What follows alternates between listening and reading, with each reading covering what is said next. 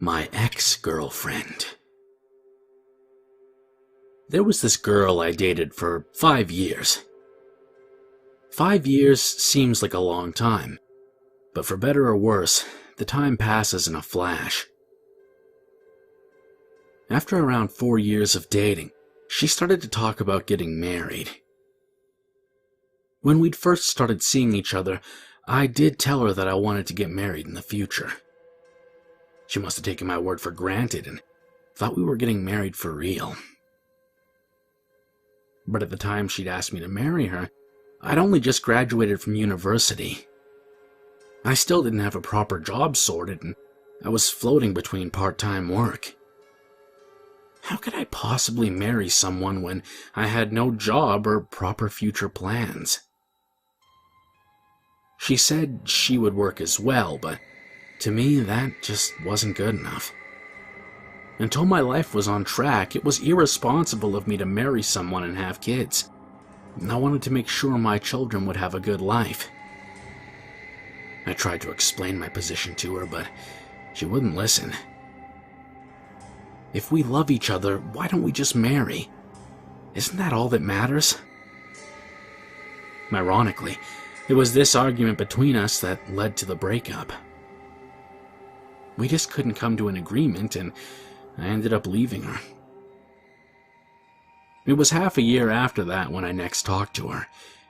She had called me. She was crying, and she told me that she wanted to get back together with me. "I still love you," she cried. But it was too late by then. You may think that I'm an asshole, but the last time I'd seen her was 6 months ago at that point. It had just been too long since I'd left her. And I had no intention of getting back together with her. I also had no reason to either. My love life was proceeding perfectly fine without her. I just told her that it was over and put down the phone. I got another call 3 days later. This time, she said she wanted to meet me in person. She probably thought if we talked face to face, she'd be able to persuade me into dating her again. Smart move. Indeed, I was a very indecisive person. I was never able to make decisions when I was younger. That's probably why I wasn't able to make myself a life plan and get a proper job. That's why she'd asked me to meet her. But I wasn't falling for that. I hung up on her. I wanted to make it clear that it was completely over between us. However, the phone rang again 2 days later. They say third time lucky, but the effect it had on me was to simply piss me off. I'd made it pretty clear that this was going nowhere for her. I didn't even bother answering this time. I let the call go straight to voice message. But then she just kept on ringing, again and again and again. On the 20th call, I resorted to switching my phone off. The next day, I had a part-time job in the morning, and I had to get up early. It wasn't often that I had to get up in the early morning. The alarm clock went off, and I woke up groaning. I showered, ate some cereal, and was about to head off when... Jesus Christ. Switching on my phone, I found 50 new voicemail messages and over 100 texts. Practically all of them were from my ex. At this point, I even doubted that she actually cared for me at all. It seemed more likely that she was just trying to mess with my mind. Pissed off, I decided to call her back and give her a good talking to.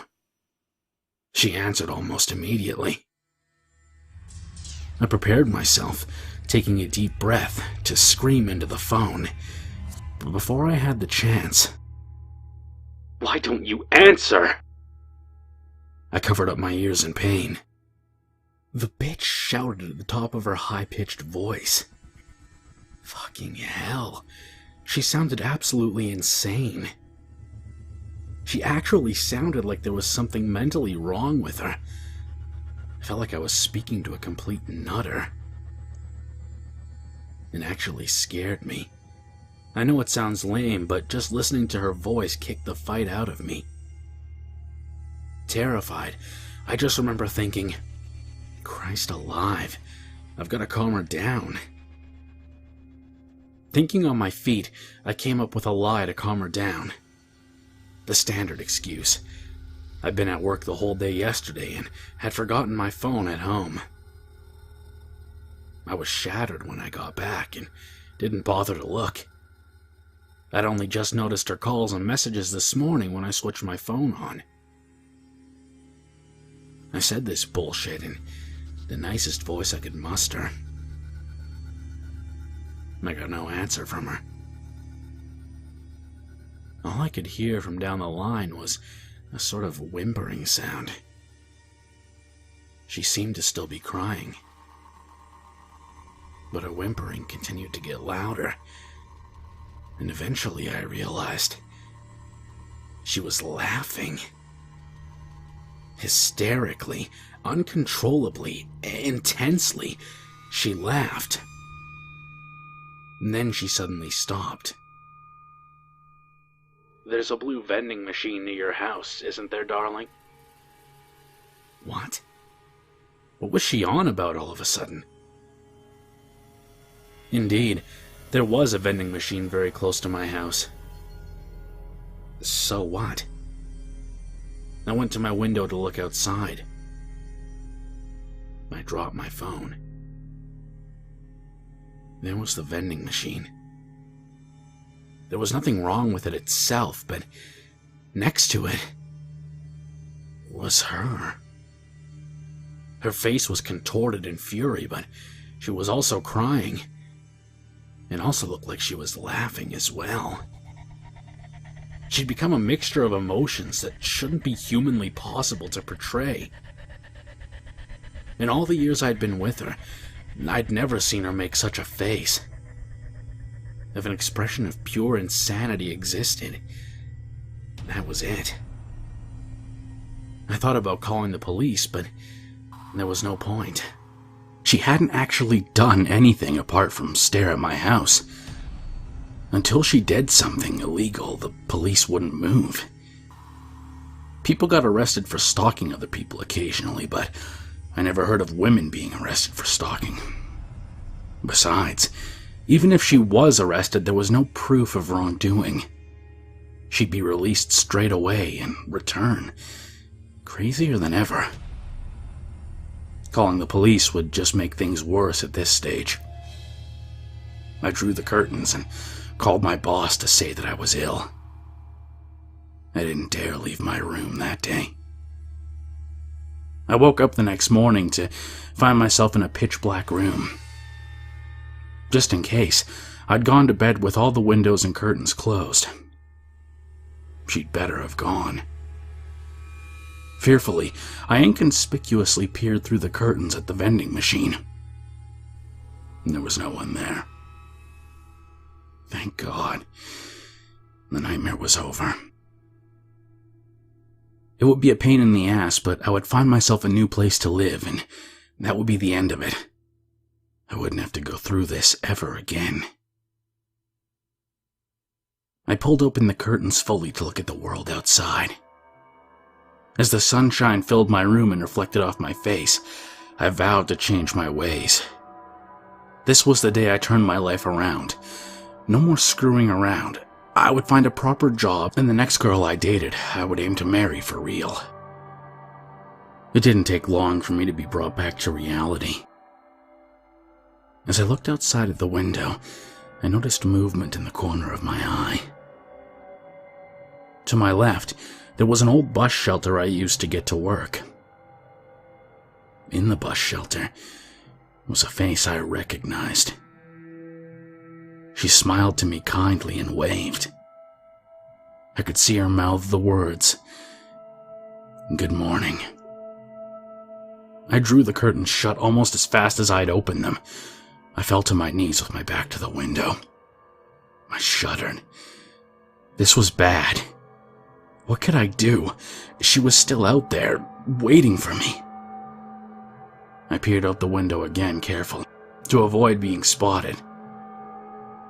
She was still there, her line of sight transfixed on my room. There was no way I could get out of here without being caught by her. Luckily, I had just gone to a large shop and I had enough food to last me a week if I rationed. She couldn't stay and wait for me forever. At some point, she'd have to move for food or water. As soon as she moved away, it would be my chance. I'd make a break for it and stay around my friends until things blew over. But she wouldn't move. I'd check every now and again, but she would always be there, staring at me from inside the bus shelter. I checked once during the night as well, but there she was, waiting for me. Did she not need to sleep? It was getting to around the 4th day since we'd started this game of hide and seek. The stock of food was starting to run out, and I also felt sick from the pressure of not knowing when she was going to try and force an entrance. I wasn't able to get any proper sleep. Weakly, I opened the curtains by a crack to check her position. She wasn't in the bus shelter anymore. Looking around, it took me a while to realize she was no longer outside. Terrified, my initial thought was that she'd lost her cool and was charging in. I picked up a kitchen knife and waited at the front of the door for the imminent attack. But as I stood there, waiting, I soon realized that she wasn't coming. There was no commotion coming from downstairs, no sound of anyone trying to break and enter. I waited for another 15 minutes just in case, and then, still not hearing anything, I collapsed onto the floor with a cry of relief. She must have had enough. Somehow, I'd managed to beat her at her own game. I'd been tensed up for the last 4 days, and as the tension was released, I felt a wave of dreariness wash over me. I dived into my bed and fell asleep, almost immediately. As for how long I slept, I'm not sure. It was the deepest slumber I'd ever experienced in my entire life. No dreams. It was like I was temporarily dead for a day. When I woke up, I couldn't see anything again. Pure darkness. I must have slept through the whole day and into the night. I instinctively grabbed at the light and switched it on.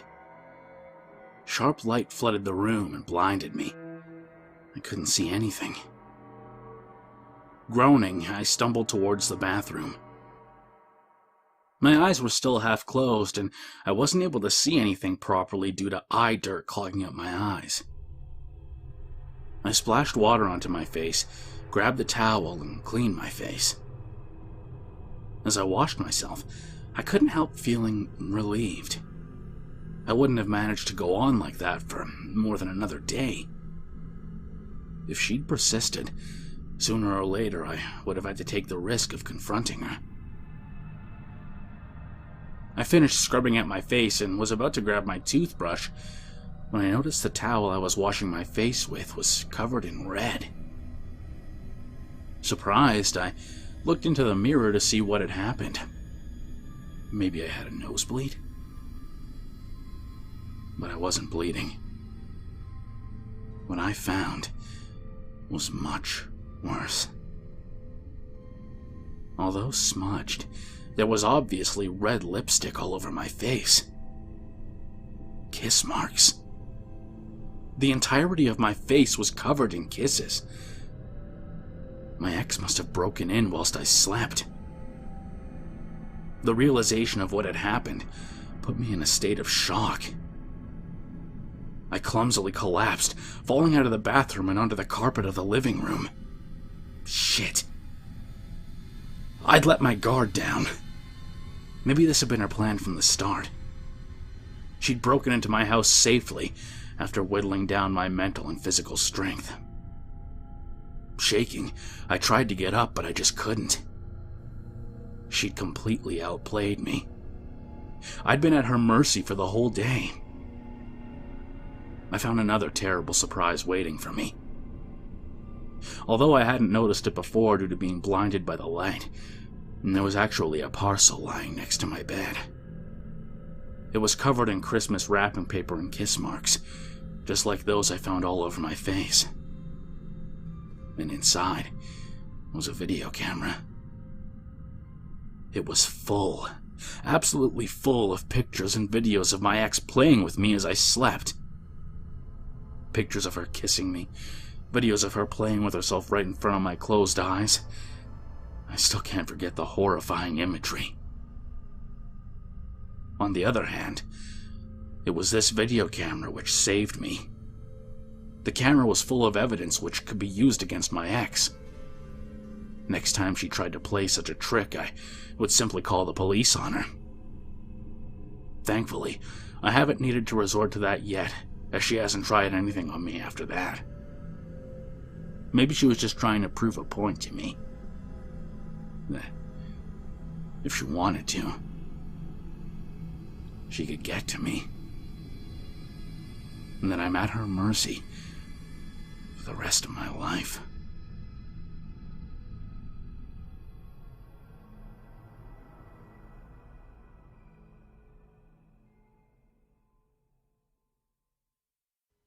One of the truths. Hidden away in the rich part of town lies my cafe. The luscious interior of the cafe, along with the relaxing jazz music playing in the background, made this place a popular joint for students and married women who had free time during the day. And there was even a terrace, which was filled with people reading books, chatting, and drinking champagne.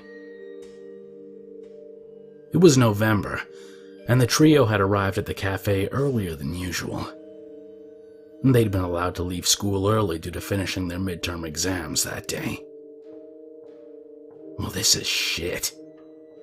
Jesus, I'm going to have to repeat a year. You can't have done that badly. I've never heard of a student repeating a year at 14. A fresh batch of squabbling ignited, fueled by the stress of exams and the annoying air of confidence one of the children was giving off. She was obviously the smarter of the bunch. The nattering subsided after 10 minutes, and eventually the girls settled on a new topic of conversation, regarding what schools they planned to progress to. Note, in the Japanese schooling system, high schools/secondary schools are commonly split between chugaku, lower secondary, and koku, upper secondary. What koku you attend can greatly affect your chances on getting into a good university. You always get such good grades.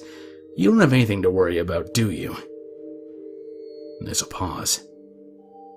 Well, being smarter isn't always good, you know. Not always. Don't be a bitch. Giggling begins. What do you mean by not always? Another pause. Well, seems to me that at this rate I'll have to go to the best school in town. But you know... Ah, I get it, the third girl interrupted. She chuckled. You're worried about that rumor, aren't you? What rumor? You know, that the school is haunted, she hissed. The rumor was a famous one. It was more surprising that the other girl had not heard of the story before. Apparently, after a student had committed suicide at the school, students had started to die horrible deaths on the school premises. Those who'd witnessed the bloody demise had sworn that they'd seen the dead student at the scene of the crime. A load of shit. It wasn't uncommon that people claimed places where suicides occurred were haunted. In fact, in Japan, you can find apartments at a comparatively cheaper price if a misfortune had occurred there. Losing interest, I was about to turn away and tend to my duties when I heard a shout. Enough! Turning towards its source, I realized it was one of the ladies sitting on the opposite end of the cafe. The woman left her book on her table and walked over to the three children. her frilly red dress nearly knocking over people's teas and coffees as she walked past their tables. She pushed her way through, and noticing there was no fourth chair provided at the table, proceeded to push a random student off his chair, acquiring it for herself. Sitting down with a Grant, she scratched at her long dark hair rigorously and eyed the children maliciously. Surprised, I stopped what I was doing and stared at the woman. This was the same for the girls. For that brief interval, everything in the cafe seemed to revolve around this little strange woman. She then opened her mouth to speak. Although it may not be any fault of you three, I'm sick and tired of the lies implying that my old school is haunted. Sighing, she waved me over to request a coffee, and taking a sip, she continued. If you three would oblige to stop spreading such idiotic rumors, I would be more than happy to tell you the story of what actually happened at my school. I have an older twin sister. What is the stereotype people have for twins? I sometimes get asked things like, do you feel pain when your twin sister gets hurt? Or, do your parents get confused between the two of you? But not us two. We didn't hate each other, but we didn't care for each other either. We wouldn't argue, talk, or interfere with each other's affairs. We might as well have been thin air to each other. My sister was much abler than me. It wasn't like she was miles ahead. She was always only slightly better than me, whether it was in sports or class. But even when the difference was so small, since a young age I was constantly deemed as the less able, or even the simpleton. During childhood, my stupid parents would always say, "Why can't you even do this? Your sister can already ride her bike." I learned it 20 minutes after her. But this difference might as well have been the difference between heaven and earth.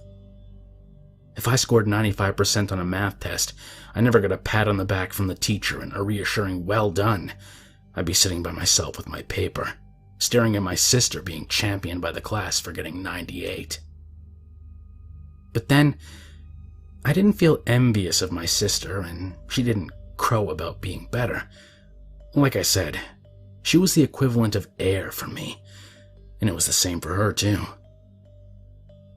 As implied by my past maths grades in school, we were both top of the league. There were times when our exam results were the first and second in the school, so it was only natural that we ended up heading to the same high school, the best high school in the country.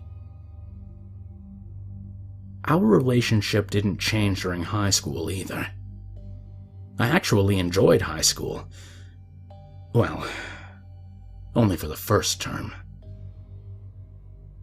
Even in a school full of students who have top grades, there are bullies and rebels. And the problem was, these bullies were smart. Whenever they did their evil deeds, they would make sure it wouldn't be found out by their peers. Even when they were found out, they were generally let off due to their excellent grades. Because obviously, grade A students can't be evil. It started when I came back from holiday. The bullying, that is. For some reason, they'd started paying attention to me at school. I don't know why. I don't know what I'd done, but there was nothing that I could do. And that's how my bullying started. During lunch or after school, they'd come to my class to pick me up. Then, they would take me to a conspicuous location and punch me, kick me, hit me. Again, I told you they were clever. They made sure to avoid bruising my face and arms, which would show in school. There were 5 bullies. One was a blonde girl who just sat watching as the 3 girls pummeled me senseless. She just pointed and laughed while giving the girls orders. There was also one more girl who watched the show. My sister. It didn't make sense. My sister hated these types of girls just as much as I did. After ignoring each other for so long, why would she try and break me now? I'd only known the friends I'd made in the first term for 3 months, and as soon as they found out I was being attacked by the rogues of the school, they almost immediately stopped hanging out with me. In the end, I found no one in school wanted to talk to me. I had nobody to help me. The violence continued for months and months. They started to get more creative in the way they hurt and humiliated me. The worst days were when the blonde leader was in a bad mood. Sometimes I was stripped naked and thrown into a pond. When I fell to my knees out of breath, she would grab me by the hair and pull me up to my feet. Not yet. And the violence would continue. All the while, my sister would be staring at me coldly, without a flicker of emotion on her face. It was as if she was staring at a rat or a cockroach. I couldn't tell what she was thinking.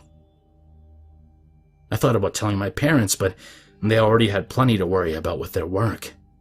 I also didn't want to trouble them on the relationship between us sisters anymore. My sister must have started the bullying in the first place because she realized I wouldn't talk. There was nothing that I could do about the situation. If I told my teachers, there was a chance the bullying would just get worse. It was possible that the teacher would think I was lying, particularly considering that the bullies were ideal students in the classroom. There was absolutely nothing that I could do. Every day when I got back home, I desperately tried to clean the bloodstains on my shirt before my parents came back home. I sobbed as I furiously rubbed my shirt. What had I done to deserve this? As I watched, I heard my sister climb up the stairs. She must have got back from her part-time job. I pictured her face, as cold as ice, staring at me without emotion as the bullies beat me over and over again. Why? And how could it be that she was enjoying her life at school so much when I was in this state? She was part of the tennis club, she had a part-time job and lots of friends. Why did my life have to be so terrible? We were twins. I actually hated my sister more than my bullies, just because she was enjoying life so much. I was tired. The violence just kept on intensifying. Once, I nearly died by drowning because I was just too tired and injured to swim. I can only think of one way. There was only one way to end this. I began the preparations. I wrote a will with just 4 words. Mom, Dad, I'm sorry. Slowly, step by step, I walked up the stairs of the school. It wasn't allowed for anyone to be at the school after 9 p.m., so there were no teachers nor students around. But as a student who knew the school well, it wasn't difficult to break inside. I finally got to the top of the stairs. There was a metal door leading to the rooftop. I swung it wide open. The cool breeze of the night hit me straight away and chilled me to the bone. It was a full moon, and I could clearly see the whole of the rooftop and further. My sister was there already, waiting with her back to the door. She was leaning on the rails of the roof, staring down at the school's grounds below. I hadn't expected her to come. I walked towards her. I wanted to talk to you in private. I thought the school would be the best place. Surprisingly, my sister replied straight away. I guess. The closest thing we'd had to a conversation for as long as I could remember. I got closer to my sister as she continued. So, what did you want to talk about? Without hesitation, I threw myself at her. She had her back to me, and I caught her completely off guard. My sister flew into midair and fell downwards. Down and out of sight. Even our parents mistook us between each other. To add to this, my sister hardly ever talked or laughed. She was almost always emotionless. After seeing the will I'd written, they immediately assumed that I was the one who had died. Well, I suppose I had been the one to write it. It had my handwriting, so why would they assume otherwise? From today, I had a new name, a new personality, a new identity. I would go on living my life, but as my sister. Although I hated the bullies, I would now have friends, or at least people I could talk to. I could also get a new part-time job, and I would be able to concentrate on my studies. I could finally go back to being a normal high school student. From the time of my sister's death and her funeral, it had already been a few weeks. Feeling nervous, as planned, I stepped into my sister's classroom, making sure to keep an expressionless face, just like my sister. All of my classmates ignored me, except for one girl. The leader bully. The girl who'd watched, laughing, as I was tortured for all those months. She smiled and winked at me. "Are you all right?" she asked. Although my heart was now beating at the speed of sound, I made sure not to show it. I remained expressionless. "Yeah, it's not like I care about her." The bully nodded and smiled again. "That's great. So you can start working at your job again, can't you?" That was strange. I didn't understand. Why was she talking about my part-time job all of a sudden? I couldn't hide my surprise, and she laughed when she saw my confusion. "What? Did you think we'd take pity on you and cancel the contract?" "Of course not. Don't you remember? We were bullying you at the start. Had nothing to do with your sister. We only stopped bullying you because you said you would pay us off." I still remember your face when we said we'd bully your sister instead. She patted me on the shoulder. "Good look from today. We've already found someone new to bully." At that moment, I understood everything. Why the girls had started to bully me when I hadn't even met them before. Why my sister was always with them. And why my sister had been leaning against the rooftop rails with her back to me, as if she was asking me to push her. Maybe she'd been in greater pain than me all along. I blanked out then.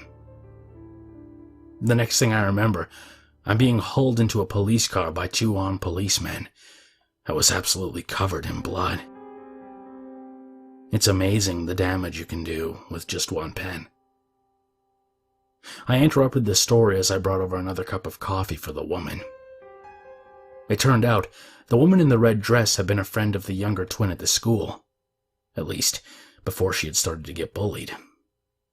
To avoid unnecessary trouble, she'd stopped hanging with the twin, but after finding out what had happened, she'd felt extremely guilty. She'd paid a visit to the girl to apologize, who'd since been placed in the psych ward after being deemed to be mentally unstable. She'd heard the story from her own mouth. The girls seemed horrified by the story. "I don't want to go to a school like that," one cried. That seemed to anger the woman. Bullying happens in a lot of schools, and ever since that incident, all the bullies were punished severely. There isn't a single bully there now, and it's stupid to say the school's haunted. But then another girl pointed out with a pale face that the incident was a good enough reason as any for the school to become haunted. I agreed. This was one of the most gruesome tales I'd ever heard in my entire life. But to that, the woman simply snapped. If you ask me, what the girl did was perfectly natural given what happened. Wouldn't you have done the same in her shoes?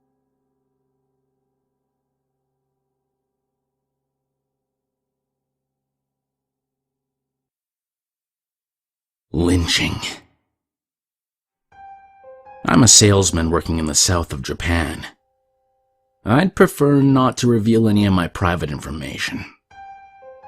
This is something that happened when I was 16 years old. At the time, I'd just left high school. Like so many other youths in my position, rather than finding a proper full-time job, I spent time, fucking around, drinking and getting high, going on nights out and hitting on girls. Eventually, I ended up hanging around a lot with a guy I knew who had graduated from my same high school 3 years before me. Let's call this guy A. It seems weird me saying this when I hung out with this guy for so long, but this guy wasn't a nice person. He was pretty short, maybe around 150 centimeters tall, had a punch perm hairstyle. It's a popular hairstyle for thugs and Japanese yakuza, and spent most of his time getting fucked up on solvent and getting blind drunk. Using A's contacts, we managed to get a part-time job working for a small group of yakuza in the city. The job mostly involved boring shit like cleaning and washing, but the pay was pretty good. The yakuza probably have a hard time finding cleaners willing to work for them. The gangsters were really nice to me, probably because I was still a kid, but my friend wasn't so lucky. Basically, the guy was incredibly stupid. He kept on spouting obvious lies about how hard he was, and he wasn't a particularly hard worker either. He was constantly being shouted at by the yakuza members. One day, A, high on drugs, or maybe it was solvent abuse, I'm not sure, tried to rape a prostitute working at the local soap land. This wouldn't have been a problem from the yakuza's point of view, but the girl happened to be the squeeze of one of the gang members. Let's call him X. After hearing this from the girl, X called A to the office of the gang. It happened to be my shift at the time, and I saw the whole thing. A started to jabble excuses like a broken record, but X wasn't listening. Without warning, X picked up a golf club and proceeded to bash A around the face. I was scared shitless. I thought I was going to piss myself. He continued to beat A to the ground, and an onslaught of violence continued for a few hours. At the end, I could see some bone from his skull, and his legs were obviously broken. A seemed to be on the verge of death. X eventually stopped and called over me and one of the yakuza members who also happened to be there at the time. We helped him pick up A and drag him to a van. Although I protested, I was then forced to drive the van to a warehouse located deep in the mountain range. Once we were there, X dragged A off the van and into the warehouse. Me and the other yakuza member followed him in. I was terrified. I didn't care much about A. I just wanted to leave as soon as possible. But as soon as I was there, X handed me a rope with a noose attached. He looked me in the eyes and said, eerily calmly, "You're going to kill him." Thinking back now, I think I understand why. It was my bad luck to be there in the first place. If I was the one to kill A, there would be no way I would talk to the police about the incident. I cried and pleaded with the guy. I'd always thought of myself as being hard. I'd also thought about becoming Yakuza in the future, but I realized at that moment that I wasn't cut out for this. I couldn't kill the guy. My desperate attempts to avoid the gruesome task seemed to annoy X. He grabbed me by the hair and started to repeatedly punch me in the face over and over again. I wasn't sure how long the beating went on for. Maybe it was 10 minutes, maybe a few hours. At the end of it, there was no pain. I just felt a dull ache and heard a squelching sound every time he raised his fist. Then, suddenly, the punching stopped and I fell to the ground. A, who had been knocked out, had got up. He slowly turned his head and looked at us. And then he started to laugh hysterically. X let go of me and picked up a baseball bat he brought with him. He then proceeded to smash A around the side of the face.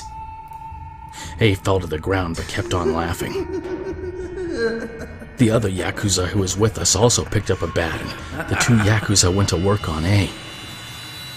They continued to bash A in from all angles, but for better or worse, A seemed to cling to life, like a newborn child clings to her mother. X sighed and said to the other Yakuza, "Bring over the rope." The Yakuza strolled over and picked up the rope lying next to me. "What should we do with the kid?" X looked at me. That's all I remember. Next thing I knew, I woke up outside my office. The next day, A's face was on the front page of the local newspaper. The headline read, "Drugged up youngster falls off bridge." I don't know why I'm telling this story now. I don't feel guilty about A's death. After all, it wasn't my fault. I guess I just maybe wanted someone to listen to me for once.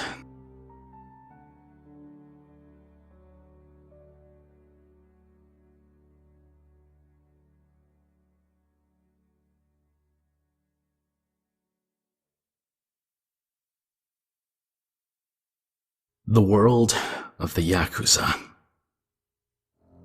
During high school, I used to be part of a group of thugs. We were half just friends and half partners in crime. We didn't do anything severe. We just worked together and shoplifted every now and again and vandalized shops and buildings with graffiti. One of the members of our group was called Kenji, and he used to be a Yakuza, but he wasn't particularly scary or anything, and he was kind to us. He'd tell us stories about the world of the Yakuza. The story I'm about to tell you now is one of the stories he told me.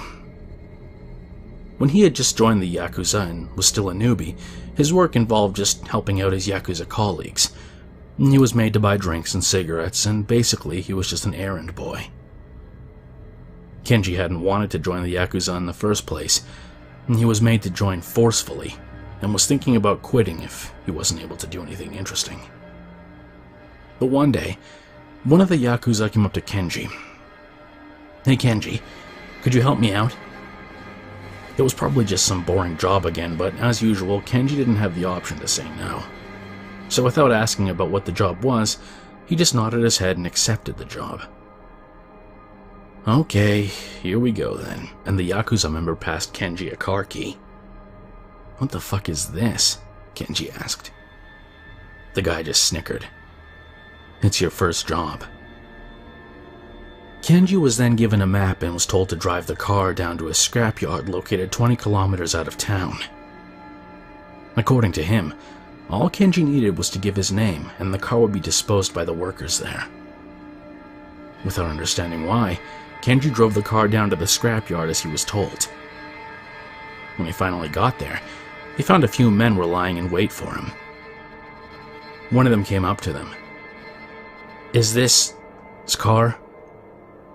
As soon as Kenji confirmed, "Get out and give me the key."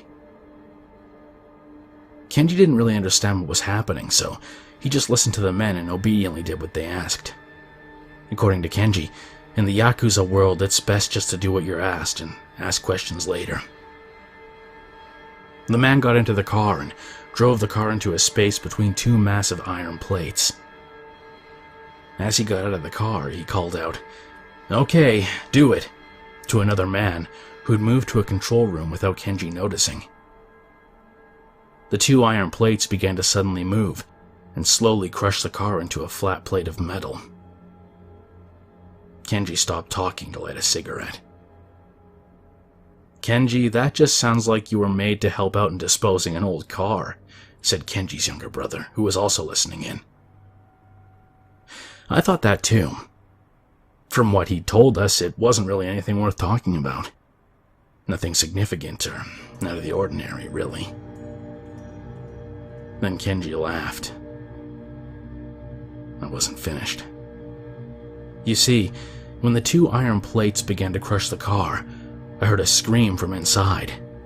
And when the two plates were really close to each other, there was a splattering sound. That wasn't the sound of metal being crushed. Myself and Kenji's brother fell silent. I felt a bit sick. Kenji continued. In the end, I didn't ask the guys there about it, and I didn't confront the Yakuza who'd given me the errand either. But, I had a hunch. That's why I didn't check the trunk of the car. Kenji started to laugh again. I felt really sick.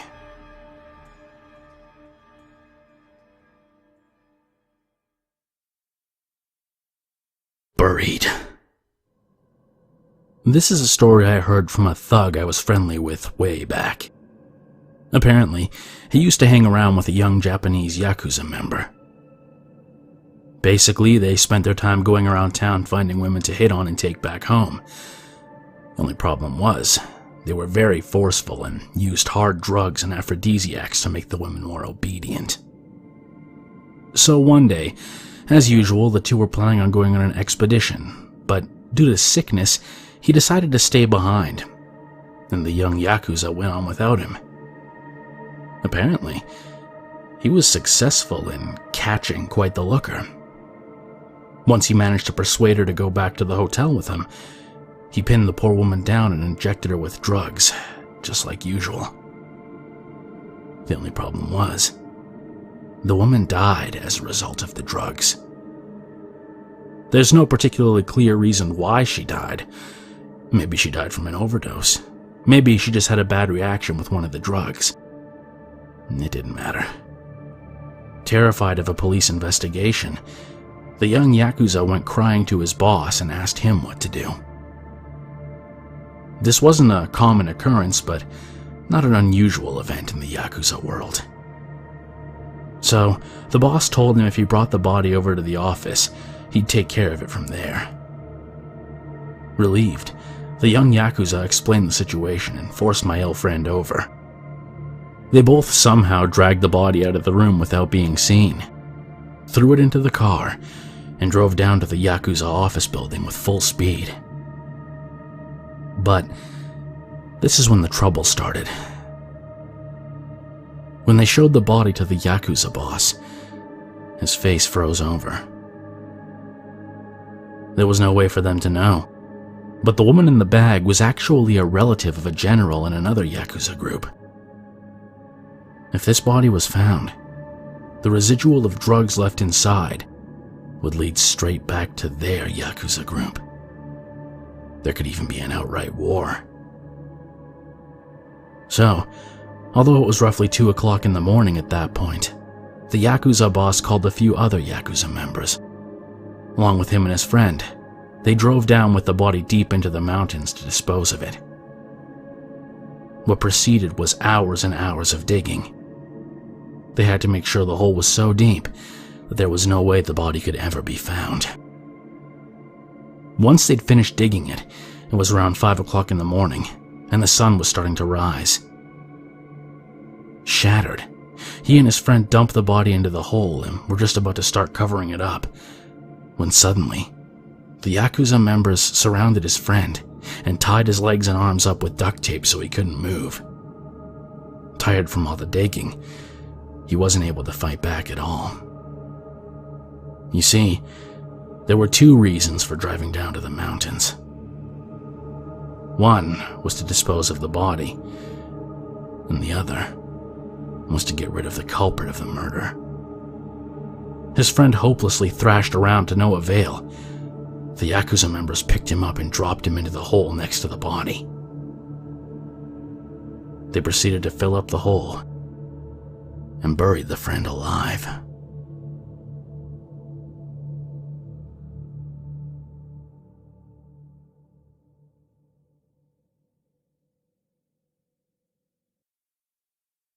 Trauma. I was a university student. Me and my friend from university were drinking at the counter seat of an izakaya bar. On the far side of the counter, there was a beautiful woman. I mean gorgeous. I think she was in her early 30s, and she was drinking by herself. The atmosphere of the izakaya didn't suit her. In her elegant black dress and high heels, she was the kind of woman you'd expect to see in a hotel lounge bar with a rich businessman or something. Although we thought of talking to her or buying her a drink, we were just sitting around talking to ourselves without being able to do a thing. A while later, a man entered the izakaya. He looked around 40 years old and had a big build. He was dressed in a black suit and appeared to be a businessman of some kind. Without a word, he silently approached the woman sitting by herself. Thank God I didn't try and hit on her, I thought to myself. She must have been waiting for him. I leaned over to my friend to whisper the same thing when... smack! The guy punched the face of the woman. It wasn't a slap around the face or anything. It was a full-blown punch. Without even having time to scream, the woman fell to the floor. The guy then jumped on top of her and proceeded to pummel her from all angles. The whole izakaya froze over. Everybody, including us two, just stared dumbfounded. It happened so suddenly. Nobody could do anything just from the sheer surprise and fear. The izakaya was completely silent, and all you could hear was the thud, thud, thud as the man delivered blow after blow.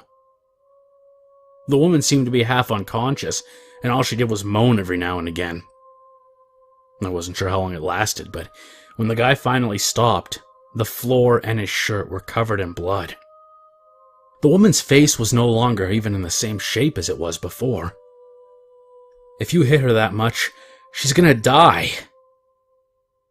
But I couldn't do anything. I would have helped if I could have, but I couldn't move. I was frozen in fear. The guy knelt down and picked up the woman by the scruff of her neck. As he did so, something fell to the floor with a dull thump. It was a revolver. He picked it up and dragged the woman out of the izakaya without a word.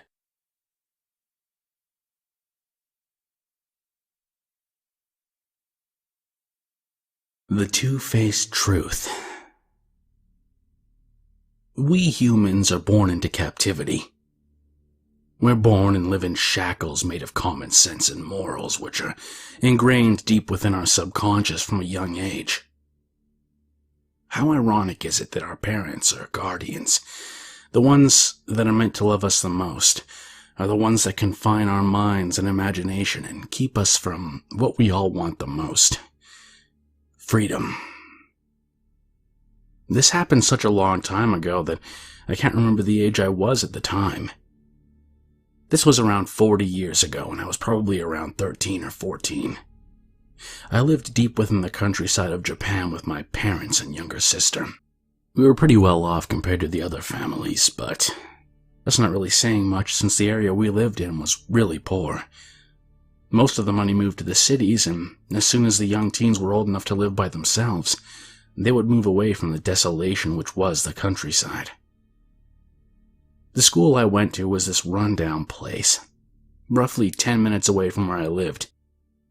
It couldn't even be called a school by Japan's current standards.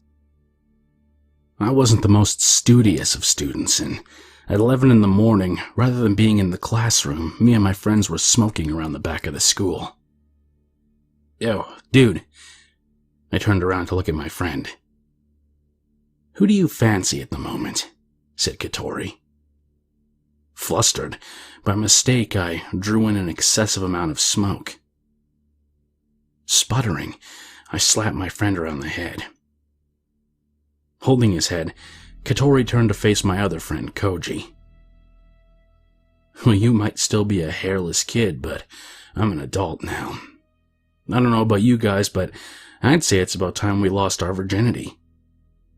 Shut up, Katori, you moron, sighed Koji. Koji was a quiet kid and wasn't very popular in school.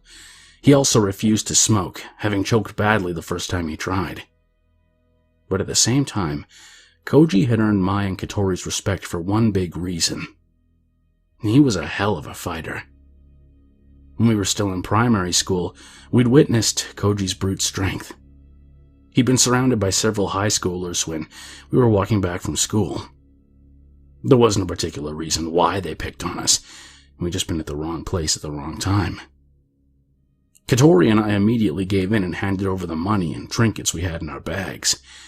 But Koji refused, stubbornly. We tried to stop him, but before we could do anything, fists were flying.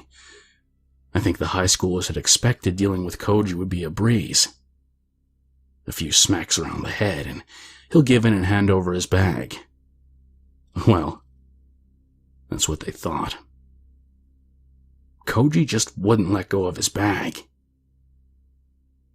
Koji must have realized that he had no chance at beating all the kids just by himself. So rather than dealing with them all, he went straight for the boy who seemed to be the leader of the group. He stabbed at his eyes, kicked his balls, kneed him in the face, all the while his blows rained down upon him from all angles. Even whilst bleeding from the head, he refused to let go of the kid. Worried, the high schoolers tried prying him off, but to no avail. Eventually, hearing the pleas of their wounded friend, they were forced to retreat. Jesus Christ, Koji, I remember Katori saying after the fight. You should have just handed over your bag. Did you have something important in there or something? As Koji lay flat on the road, we opened his bag to check inside. I remember looking inside to find the bag was empty. Katori smirked at Koji. Don't pretend like you don't have someone you fancy. I've seen you eyeing that girl next to you in the classroom. That caught my attention. This was interesting. It wasn't like Koji to show interest in other people. As far as I knew, we were the only two people he talked to. And he was so quiet, I sometimes doubted that he even talked to his own family. He certainly didn't when I was around, anyway. So, from that day, I decided to observe Koji. It had me interested at the time. I couldn't believe a kid like Koji, a kid who seemed to have no interest in anybody but himself, would have such an interest in a particular person. Koji was inconspicuous in his activities, but my seat position at the back of the classroom gave me practically a bird's eye view of the whole class. If I concentrated, I could decipher most of the secret goings-on of the whole class. So, despite Koji's best efforts, it didn't take me long to find out who Koji was looking at. It was Ayane. That had surprised me a lot. Ayane was the poor kid in school, and being the poorest in my old school, that was saying something. Her clothes were always dirty, and she smelled constantly of rotting fish. It wasn't surprising that she had no friends in our school. The whole class had formed a sort of U-shape around the girl, since the class members naturally tried to position themselves as far away from the source of the odor as they could. So you can imagine my surprise when I realized Koji was interested in the girl. Thinking from a normal, self-respecting teenage boy's perspective, this seemed impossible. But at the same time, this was Koji, the mystery kid. With him, anything was possible. For the next few weeks, this finding became my obsession. I had found myself a juicy story which only I knew about. The bitch within me surfaced as a bubble surfaces in a bath. Koji was a very clever kid, though. I tried to find evidence of Koji's interest for Ayane, but he gave nothing away. He never approached her directly. There were no letters, no physical illustrations of affection. If only there was something. At that moment, me and Katori's suspicion was based only on Koji looking at Ayane. That didn't mean anything to anyone else. Only to me and Katori, who knew what kind of person Koji was. I had to get my hands on something more obvious than that. Then I could announce Koji's love affair to the whole class. I snickered just thinking about it. It wasn't often that Koji's face dropped. Me and Katori always headed back in the same direction home. In fact, our houses were only a few meters away from each other. My parents told me they'd been friends with the Katori family before I was even born. Koji lived in the opposite direction to us, so usually me and Katori would wave our goodbyes in school and head in the opposite direction back home. But today was different. After leaving school, I apologized to Katori, saying that I'd left something behind at school. I then U-turned and ran straight after Koji. My plan was to find evidence of Koji's interest in Ayane. Who knows, if I was lucky I might be able to find them holding hands or kissing. I'd visited Koji several times and I knew his route back home, so it didn't take long for me to find him. And there were plenty of other students returning home in the same direction, so it wasn't difficult to stalk him without being found out. The only problem was, the number of people provided the perfect cover, but it also made it difficult to keep an eye on him. I'm not the tallest of people, to say the least.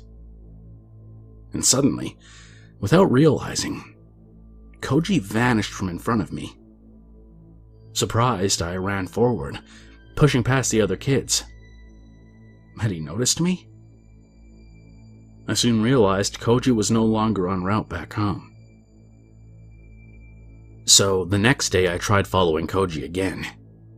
This time I tried to keep an even closer eye on him. As we were reaching the place where I lost sight of him last time, he makes a left turn. Koji was not heading back home. I inconspicuously follow Koji around the left turn to see him walking down the road. It hadn't been a mistake. It also didn't seem like he was going down the side street to take a piss. But why was Koji heading down this path? As far as I knew, this path led to nowhere. Down this path was the run-down old part of town where no one lived anymore. It was more woodland than anything else. But anyway, I diligently follow Koji along the road, this time from way far back. There was no cover of people along this road. In fact, I think we were the only two walking down there. After walking down the road for 5 minutes, Koji took another left into a large open stretch of land. Here, I realized why Koji was coming down this path. In the far distance, roughly 100 meters in the distance, I noticed another school kid walking in front of me and Koji. We were the only 3 people there. I tried to work out who the student was, but he or she was just too far ahead. The clothes were unisex, but the height implied the student was perhaps a woman. I could also tell she had unkempt hair. And that was when I realized. Ayane? Was Koji stalking Ayane back to her house? Excited, I continued following Koji and Ayane. Eventually, we end up at this open space just below the woods. I'm wondering why they'd come down to a desolated place like this when Ayane walks closer towards the woods. As I get closer too, I realize she must live there. Ayane's home wasn't a house, it was more of a shed. I couldn't believe someone would live in such a place, but as I watch, Ayane knocks on the door, and the door swings inwards to reveal a woman. Ayane's mother. I'm watching this all unfold when suddenly the woman angles her head up to look straight in my direction. Shit. Terrified, I ducked down instinctively, but I soon realized that she wasn't looking at me, but at Koji. However, Koji remains expressionless and continues to stare at Ayane and her mother. I couldn't make out any of their expressions. If there were words, I couldn't make those out either. A few seconds go by, and the door closes. Again, I couldn't work out what Koji was doing as I was keeping a safe distance away from him. He seemed just to stare at Ayane's house for a few moments before turning around and head back down the path he came. I didn't completely understand what was going on, but it was clear now that Koji had affectionate feelings towards Ayane. Smirking, I quickly nip around the corner before Koji has a chance to find me and run back home. I remember cheering quietly underneath my breath so Koji couldn't hear me. This was great. I'd finally found the evidence I needed to confront Koji. But I never had a chance to embarrass Koji. The afternoon I spent spying on Koji was a Friday, so it was the following week when I planned to announce Koji's infatuation with Ayane to the entire class. However, it was during that weekend that me and Katori next heard about Koji and Ayane. From the police. Me and Katori and our parents were contacted suddenly by the school on Sunday, saying that the police needed to have a word with me and Katori. The police came to my house to talk to us. Katori and a couple teachers came as well. They informed us that Ayane's mother had been found badly injured in her house last night, and that Koji and Ayane had disappeared completely. And that most likely, a stalker had killed Koji and abducted Ayane. Ayane's mother somehow managed to get in contact with the police before bleeding out. She informed them that a hooded man dressed in black had broken an entry into her house. The man had apparently threatened her with a knife and had tried to abduct Ayane. She told them she did her best to stop the man, but he got away. In the process of trying to save her child, she'd been stabbed in the arm. Upon the school being informed, the police soon found out that Koji had also gone missing that night. And it also turned out Koji had been asking the school office about Ayane. Questions about who she was living with and where she was living and so on. Asking Ayane's mother. They soon found out Koji had been visiting their house regularly recently. Following this information, the police hypothesized that Koji had gotten mixed up in the problem. Koji must have somehow worked out that there was some kind of stalker hunting after Ayane. Maybe he'd seen someone suspicious watching Ayane as she returned from school. He'd obviously been stalking Ayane for the last week or so to check if she was okay. The fact that Koji had disappeared along with Ayane meant that he could be dead, injured, or have been abducted along with her. I finally understood why Koji had been following Ayane. He'd been following the girl in absolute secrecy to keep an eye on her. Who knows? Maybe he'd been given away because of my clumsy attempts to follow Ayane and Koji.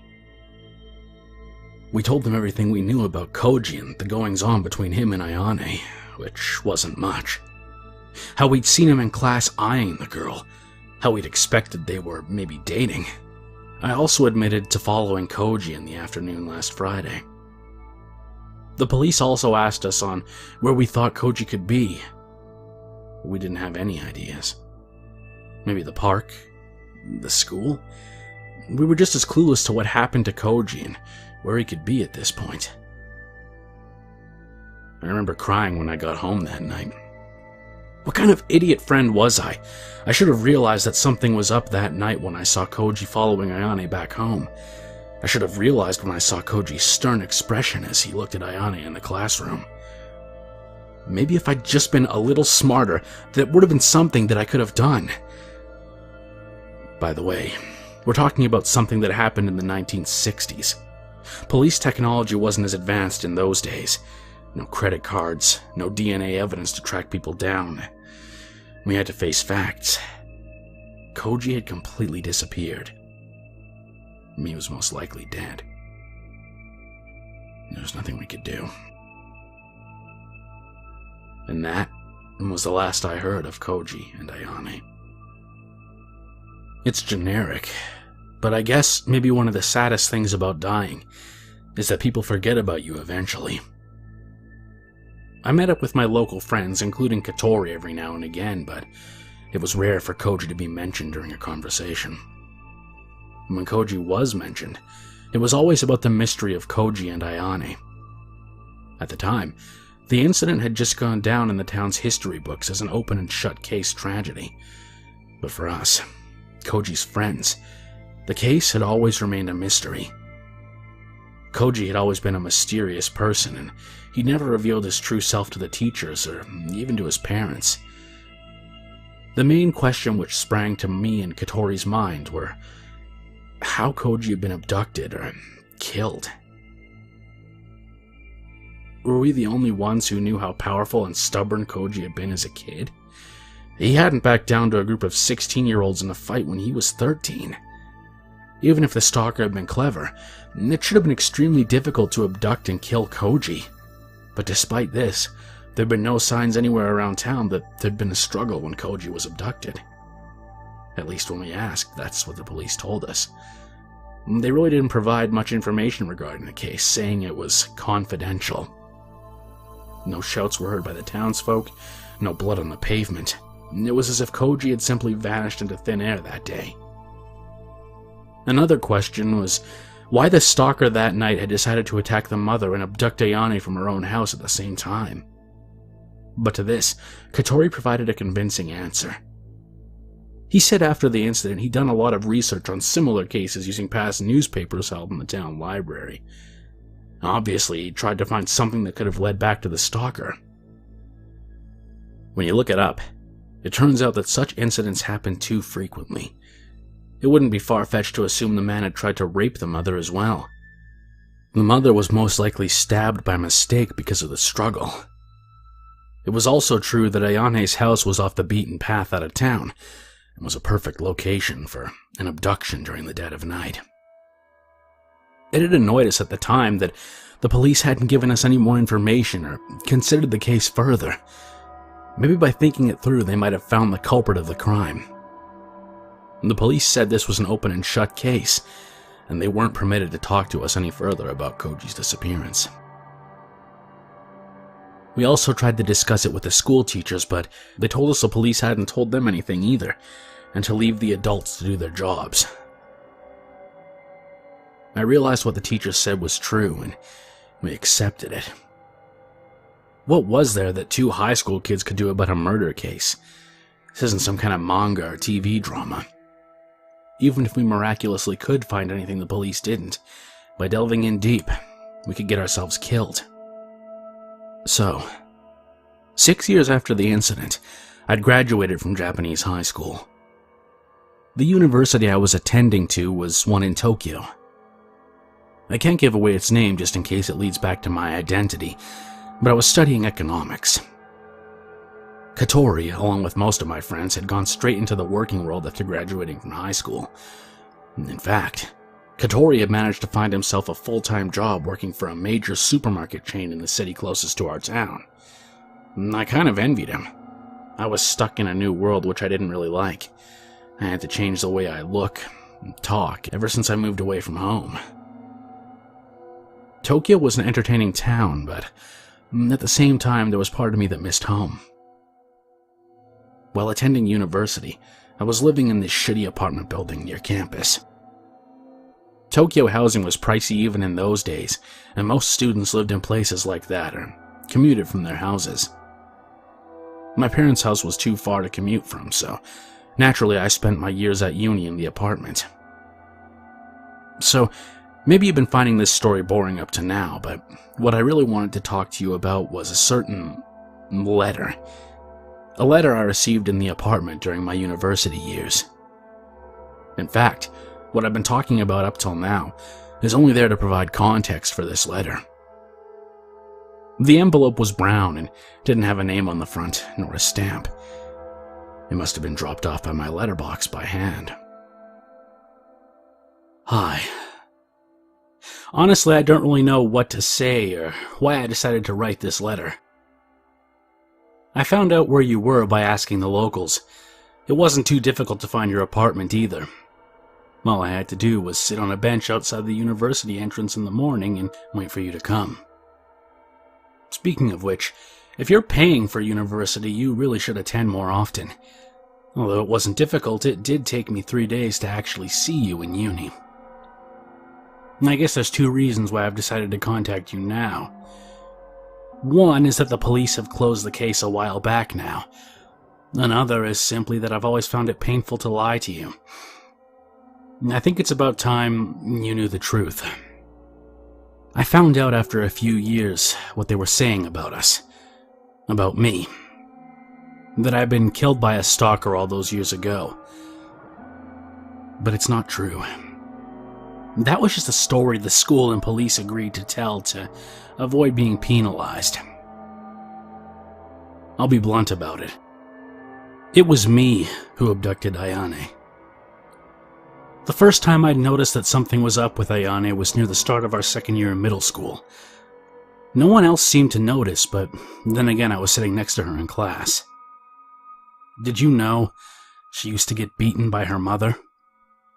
Apparently, Ayane's father had left the house a long time ago, and without any other family to rely on, her mother had to bring her up single-handedly. I can't understand it myself, but with no money and no support, her mother began to release her stress on Ayane. When I first noticed at school, there was this great big bruise on her neck. And when I paid closer attention, I realized Ayane would wince every now and again in class. So, anyway, I decided to confront her after school about it, and she just shakes her head and tries to leave. I stop her and forcefully pull her shirt up and find her body covered in bruises and cuts. And the bitch had been beating her almost every single day. My first reaction was to talk to our school or the police, but Ayane begs me not to tell them about it. Against my better judgment, I then try talking to the mother, but Ayane doesn't answer back her mother at all, and when I ask the mother about her bruises, she just says she tripped. I realized at that point the issue wasn't as simple as I first thought. Ayane may be being abused by her mother, but that didn't matter. Ayane loved her mother all the same, and she wouldn't say anything to incriminate her. And besides, if her mom did get arrested, who would look out for her then? So, I decided to take things into my own hands. During the afternoon or after school, I'd go check on Ayane. I'd knock on the door purposefully every day at varying times, just to make a point to her mom that I was always watching. I've been doing this for around 3 months when it happened. It was a Saturday and I'd been forced into school to do extra studies due to my terrible math scores that day. I finished quite late and I was heading to Ayane's house that night around 10 p.m. when I hear a massive cry come from their home. I slam the door open and rush inside to find the mother sitting on a chair, looking at me bewildered. Ayane was on the floor, half naked, and standing above her was a naked man with his dick out. It didn't take me long to work out what was going on. The cash on the table, the man with an erection. Her mother had been selling Ayane's body for money. Seeing me enter, the man grabs his clothes and makes a run for it. Initially, I was just too stunned to do anything. As he pushed past me, I just remember staring at Ayane. The mother then brings out a kitchen knife and orders me to leave her house for good. Ayane is my child. She's my slave. At least I think I remember her saying something like that. But how should I know? After all, next thing I remember, Ayane's sobbing and begging me to stop as I held the knife at her mother's throat. The only choice I had after that was to run from town with Ayane. Not wanting to get caught was one thing, but if I was caught, Ayane would have to return to her mother. I made a split-second decision right then. I decided to look after her. I only found out years later that Ayane's mom had lied to the police. Clever bitch. I guess she must have realized that saying the truth and catching me and Ayane would likely end up incriminating her as well. If I was missing anyway, she likely figured it was just easier to tell a lie about some kind of stalker. After all, if she told the public, she'd have to tell them the reason why I attacked her. She didn't want to face the scrutiny of the public for not helping Ayane. In fact, she would most likely get arrested too. I doubt you remember, but there were also a few similar incidents with stalkers in other towns in Japan at the time. Sad. But I guess it did benefit me too, as I didn't get caught. What happened after that is a long story, but we got by. Japan was still poor in those days, and there were plenty of other working kids like us living by themselves. People were very kind, and we somehow always managed to find help when we needed it. In the end, I ended up getting a job under the Yakuza. I'm one of the senior members of our Kumi, and I work in Tokyo now. If you ever want to visit, come to the XXX building in XXX, Saitama Prefecture. Koji.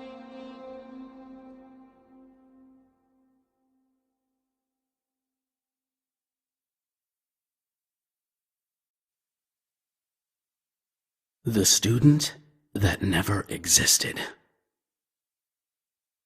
When I was a fresher at university, I didn't have many friends, and I often ended up staying in the computer labs by myself, doing research and playing games. I was pretty introverted and didn't talk to that many people, but there was one dude who was always pestering me. He was the kind of dude who was always cheerful and talked to anybody as if they were the closest of friends. Pretty annoying, if you ask me. Then again, he seemed like a nice guy, so I didn't push him away. But at the same time, I didn't say anything more to him than a casual greeting. So imagine my surprise when the dude suddenly asked me, "Would you like to come to a house party? It's going to be great. There's a whole group of people coming from the other unis in the city." As I told you before, I don't enjoy talking to people. Going to a house party is my version of hell. Although this wasn't his actual name, let's just call this guy Sam. Sam wouldn't give up easy. He kept on inviting me over and over again, and eventually, I gave in. I figured I could just turn up and chat for an hour or so, and then just leave at the first available opportunity. The thing is, I needn't have worried about the party. The day of the party, I wasn't able to go anyway due to catching influenza the day before. I messaged Sam. "I'm sorry, mate. I'm ill. Can't go to the party today." My phone started ringing, almost immediately after I'd sent off the message. "No worries. I'll pick you up myself. Everyone's waiting to meet you." I didn't understand how someone could be so pushy. It wasn't as if this was a job, after all. If I didn't want to go, why should I have to? I replied, "I'm sorry, but I have influenza. I don't want everyone there to catch it, so I'll give this party a miss. Maybe next time. I'm actually feeling sick, so I'm calling off." And I switched off my phone. Later that day, the symptoms became worse, and I headed down to the hospital with my car. Maybe because of my dizzy head, I stupidly left my phone behind. It was late in the evening when I finally got back to my apartment. I switched my phone on to find 10 new voicemail messages. Interestingly, they were all from the same number. All from Sam. I sighed and pressed playback on the newest message. "Why the fuck aren't you answering your phone? Where is your address? I'll kill you." I dropped my phone in fright.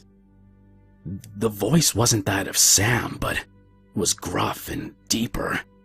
The person sounded like, well, like a Yakuza. I haven't seen Sam in person at university since that party. But an email from the university did go out to all students, including myself. Please be wary of an individual named Sam, who claims to be a first-year media studies student. Investigating our records, there is no such student at our university.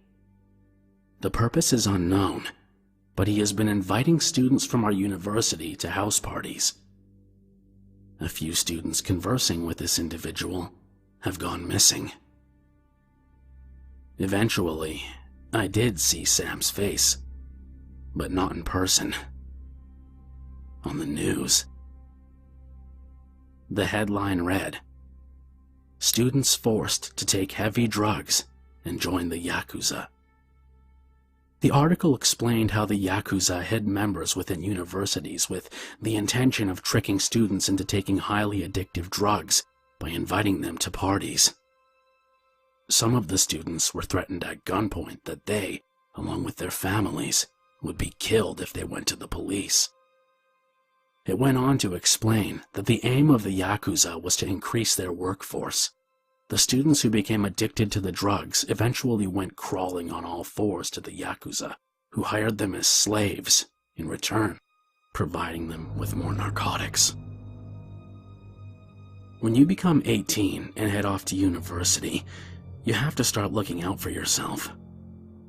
Although it feels like things are going well at the moment, there's no knowing what traps might be lying around the corner. I'm still an introvert. As a result, I'm often made fun of at uni. But I don't mind. I know that it pays to be shy. The Girl in the Net Cafe. This isn't a ghost story, but it's certainly the scariest thing that's happened to me to date. A few years back, I was still at uni. Nearby where I lived, there was this internet cafe I used to drop by often. Japanese internet cafes always have a wide selection of books and manga available to read freely. They also have many game consoles and PC games available for rent. This one wasn't particularly cheap in comparison to others, but it was clean and the chairs were comfortable. It also had a very wide selection of online games available. One day, I decided to stay at the cafe overnight. I'd spent the whole day reading a series of manga which I still hadn't finished. I just couldn't be bothered to go back home. And besides, it was a Friday and I had no lectures or prior engagements during the weekend. So I spent the night reading until the morning hours. I was starting to doze off when it happened. I'm not sure, but I think it was around 2 o'clock in the morning. In the room right next to me, or perhaps cubicle would be more accurate, someone was muttering to themselves loudly. I could tell by the voice that it was a woman. She seemed to be overly excited. This moaning and muttering continued for 20 minutes, and there was no sign of the store owner stepping in to deal with her. Maybe he was fast asleep. I got really annoyed, and not being able to bear it any longer, I slammed the door to the cubicle with my fist. As soon as I did so, her moans stopped. But as time passed, her annoying blubbering started up again, although much quieter this time. I completely lost it at that stage. What kind of freak was this bitch? And I decided to give her a proper talking to.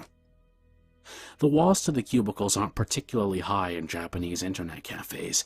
If you're tall enough, you can peer over without any trouble. I was just about tall enough, so with an angry look on my face, I stood up to my full height. I then peered over the wall separating our cubicles to take a good look at her. I wish I hadn't. I peered over the wall to find the woman staring at me, directly in the face. She was very close to my wall. It can't have been more than half a meter between her face and mine. She was facing my cubicle dressed with nothing but her underwear, a pile of crumpled clothes laying next to her. As I stared at her, she smiled and started to feel herself whilst mumbling again. I thought I was going to cry. There was something definitely the matter with this woman. You'd think the situation was kinky, but it really wasn't. Trust me, when weird sexual shit like this happens to you, you can't help but be scared. She was obviously some kind of demented pervert. Maybe she got sexual satisfaction from sitting next to younger guys. I really didn't know what to do. I ended up just sitting down again without a sound. Her muttering continuing all the while. At that point, It was 3 o'clock in the evening, so I didn't fancy walking back home. Besides, I had paid to stay in the cafe until midday tomorrow. I tried to force myself into sleep, but I just couldn't with the constant mumbling. In the end, I just closed my eyes, put my headphones on, and set my iPod on a large enough volume to drown out her voice. And this was the closest thing to sleep that I was going to get. As I lay on the floor listening to classical music, although I wasn't able to fall asleep completely, I entered a sort of lucid dream state of mind. My mind wandered between the events of my past and my imagination. Imagery flashed before my eyes, which I wasn't fully able to remember when I woke up. It was the kind of thing you get when you're dozing. Not asleep, but not completely awake either. That's when I felt something warm against my nose. In my dazed state, my first reaction was to think this was some part of my lucid dream. But as I opened my eyes, I found the woman's face lying next to mine. I think she must have leaned over the wall and unlocked my cubicle from the inside, then entered from the door to my room. As I lay there, at first, I couldn't comprehend what was happening.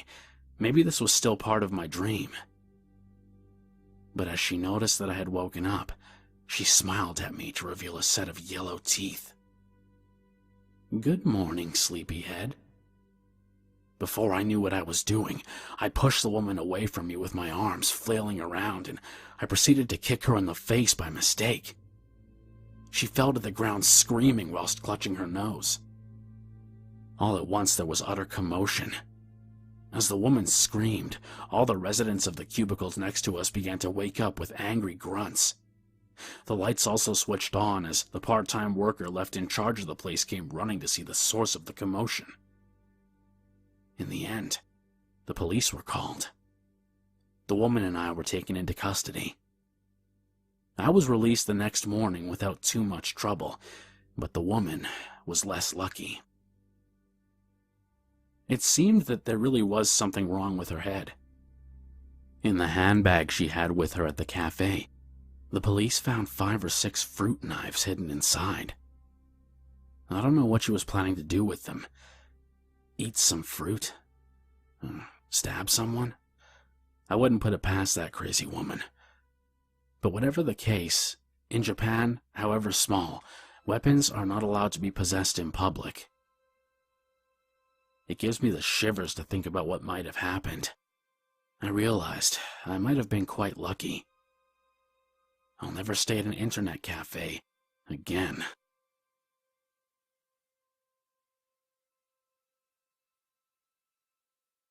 The Girl Who Loved Herself. This is a true story, something which happened to me a while back. It's not designed to scare people. In fact, you might end up feeling rather depressed than scared after hearing this. I was 22, and I was approaching the 4th year since I'd moved out. I was attending my final year at university. I worked harder at my part-time job than my studies at the time. As with most students, drinking and parties were more important to me than what I did after university. I met my girlfriend through my part-time job.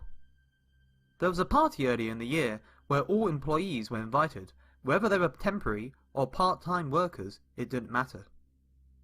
She worked there part-time too, and because our shifts didn't overlap, it was the first time I'd ever met her. We ended up hitting it off at the party, and I found myself at her apartment later that night. Ever since then, we'd been dating. I don't mean to boast, but she was pretty hot. Flaming hot might be more accurate. I wouldn't be surprised if she had been a model. In fact, I think she did get scouted a few times, although she turned all the scouts down. She was very prideful, and I think she believed an unintellectual job like modelling was demeaning for a woman. She preferred to work in an environment which was intellectually challenging. I think she imagined herself to be this beautiful scholar character, not like the other pretty blondes. Stupid, if you ask me. Narcissistic, too.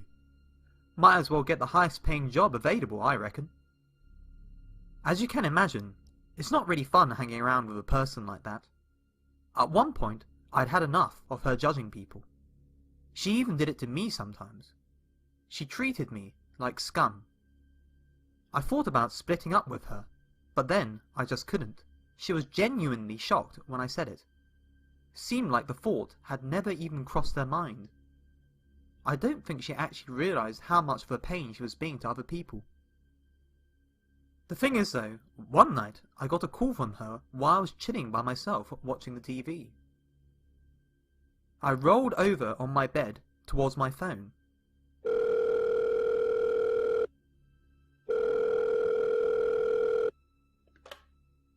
Someone like you isn't my boyfriend. You're not my boyfriend, right? Suddenly, out of the blue, a cold-hearted question, and not even a good evening. I could almost feel my blood boil. How could she change her mind like that so quickly, and why did she have to be so rude all the time? I was about to scream back at her, when I stopped.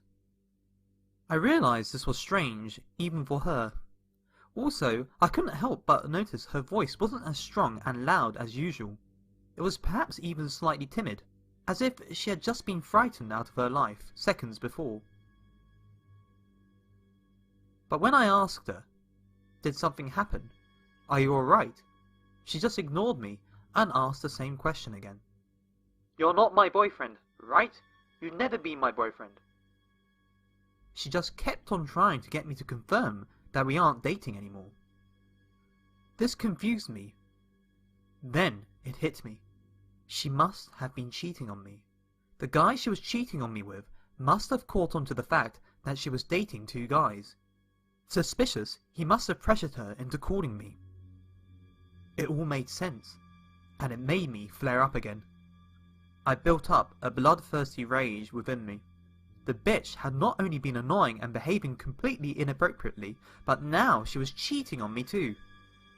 I shouted into the phone as loud as I could so the guy next to her would hear. "I am your boyfriend. I am your boyfriend, and we've always been dating." Silence. She didn't reply to that. I was about to open my mouth again when there suddenly was a massive cracking sound on the other end of the phone.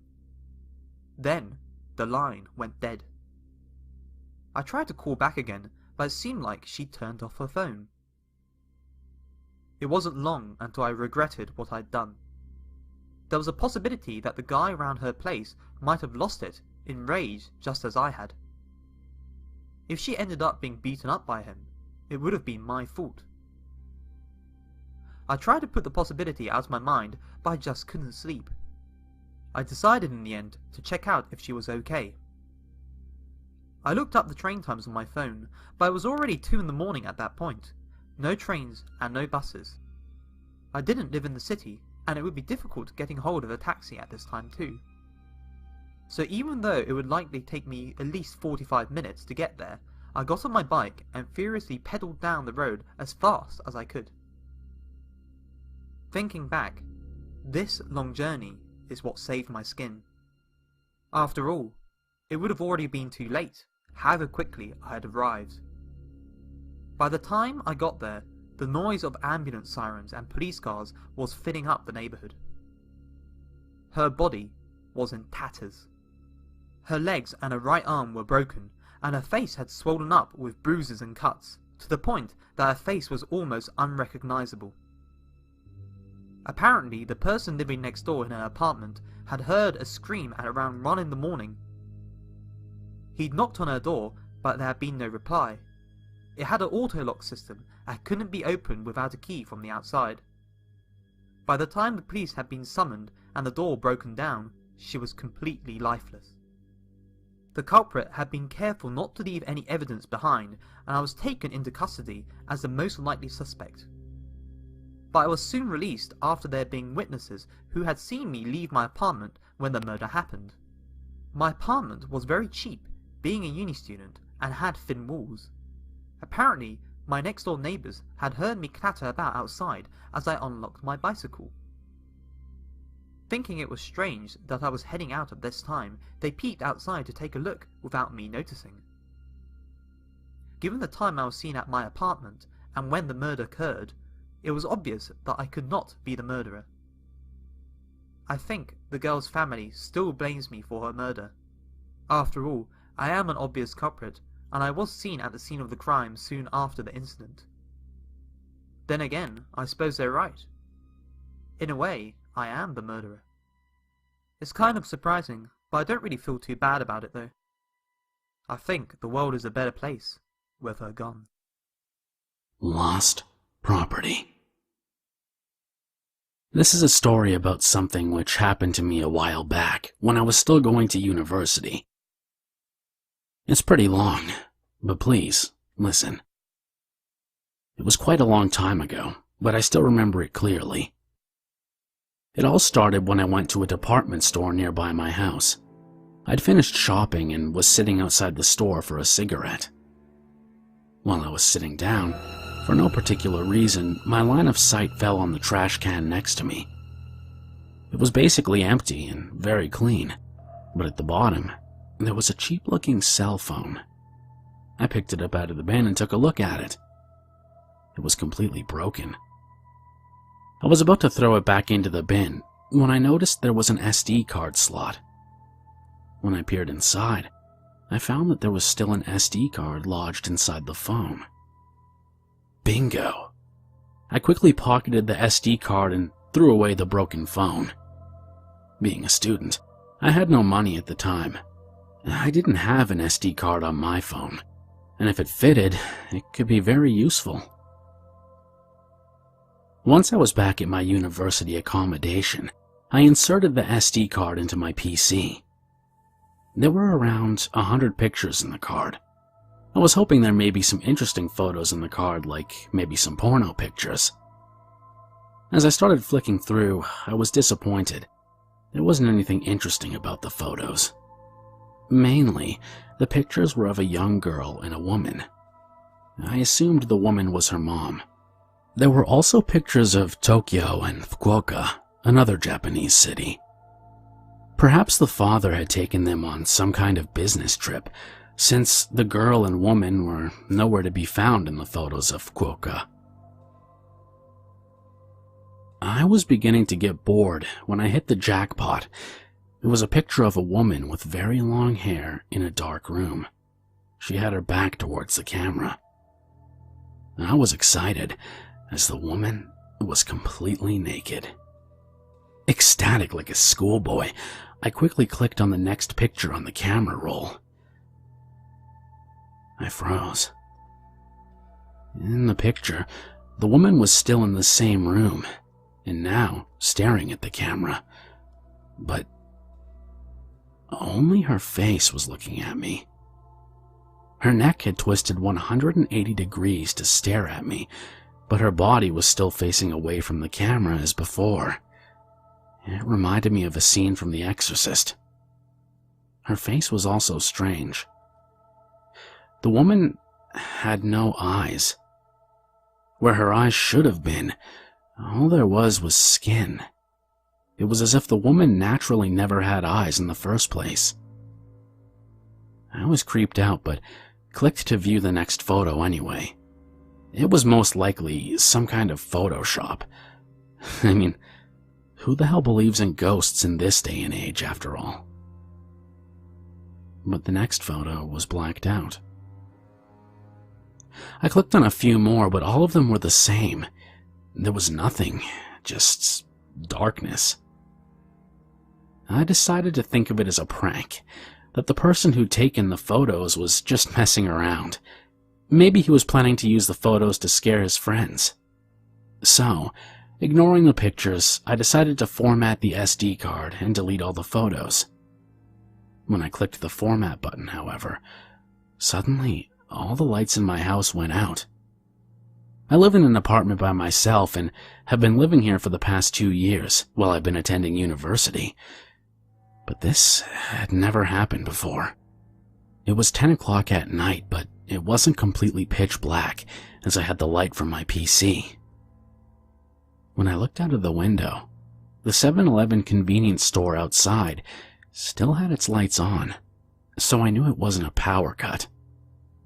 I figured it was the breaker, and I was just about to go to the kitchen when suddenly it happened. I heard a sound. The kind of sound high heels make when they hit the floor. My heart skipped a beat. No way. It couldn't be. I was the only one who lived in the apartment. I told myself I was imagining things. I picked up my PC to use as a light and shuffled towards the kitchen. But in that instant, the same sound came again, and this time louder and faster. The sound was so clear that I realized it couldn't be a figment of my imagination. This was real. I screamed as loud as I could and ran towards the kitchen. As I did, I heard footsteps behind me. I was half in tears when I reached the kitchen. I found the breaker and flicked the switch, terrified for what I would find. I braced myself. As the lights flickered on, I looked around me, but there was nothing. I fell into a chair, scared shitless. I must have been imagining it, but the sound was so real. I was about to get up when the TV switched on at max volume. Petrified, I looked at the TV. I hadn't had the TV on when the breaker went down. I cautiously moved toward the TV and switched it off. As I half fell onto my bed, I realized I was still clutching the PC with my hands. On the screen, there was a message saying that the SD card had finished formatting. For some reason, I sensed the whole ordeal was over, and I relaxed. I decided to go to sleep, but with the lights on, as I was still a little afraid.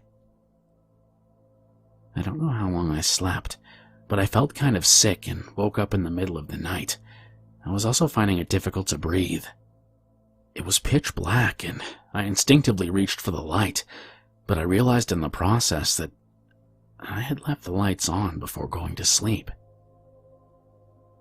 As I lay there trying to go back to sleep, suddenly I heard a scuttling sound in the room. It sounded like a cockroach or some kind of large insect. My heart started to beat fast, but I was too terrified to move. I decided just to try and go back to sleep.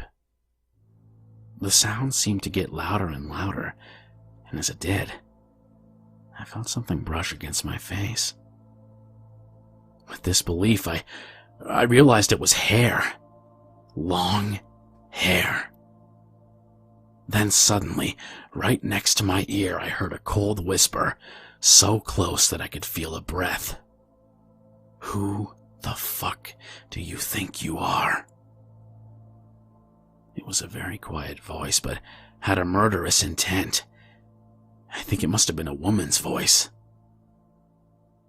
I didn't dare to even breathe. As I lay there, playing dead, the scuttling sound gradually faded away into silence. When I woke the next morning, relieved that I was still breathing, I was greeted with another shock. As I looked into the mirror, I noticed my face had swollen up. All over my face there were pimples. No, they were too small to be simple spots. My face was covered in warts. I couldn't go to university in the state I was in. I decided to take the day off and go to the hospital.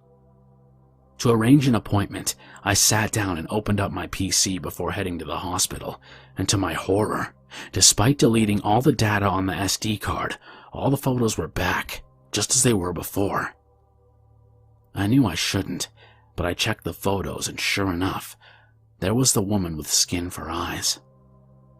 As I stared at the black photograph from before, I realized that actually there was a sliver of light in the photo. I flicked through the other black photos and saw the same thing. In all the photos there was a flicker of light, a really thin line of light. Using Photoshop, I tried changing the brightness of the photo and zoomed in on the picture. That was when it hit me. It was hair. There was hair wrapped around the lens. That's why there was slivers of light shining in through the black photographs. When the thought occurred to me, I was creeped out and decided to go to the local second-hand electrical goods store to sell the SD card before I went to the hospital. I wanted to get rid of the SD card as soon as possible, so I left the apartment and ran there as fast as I could. When I got back to my apartment, it was almost midday.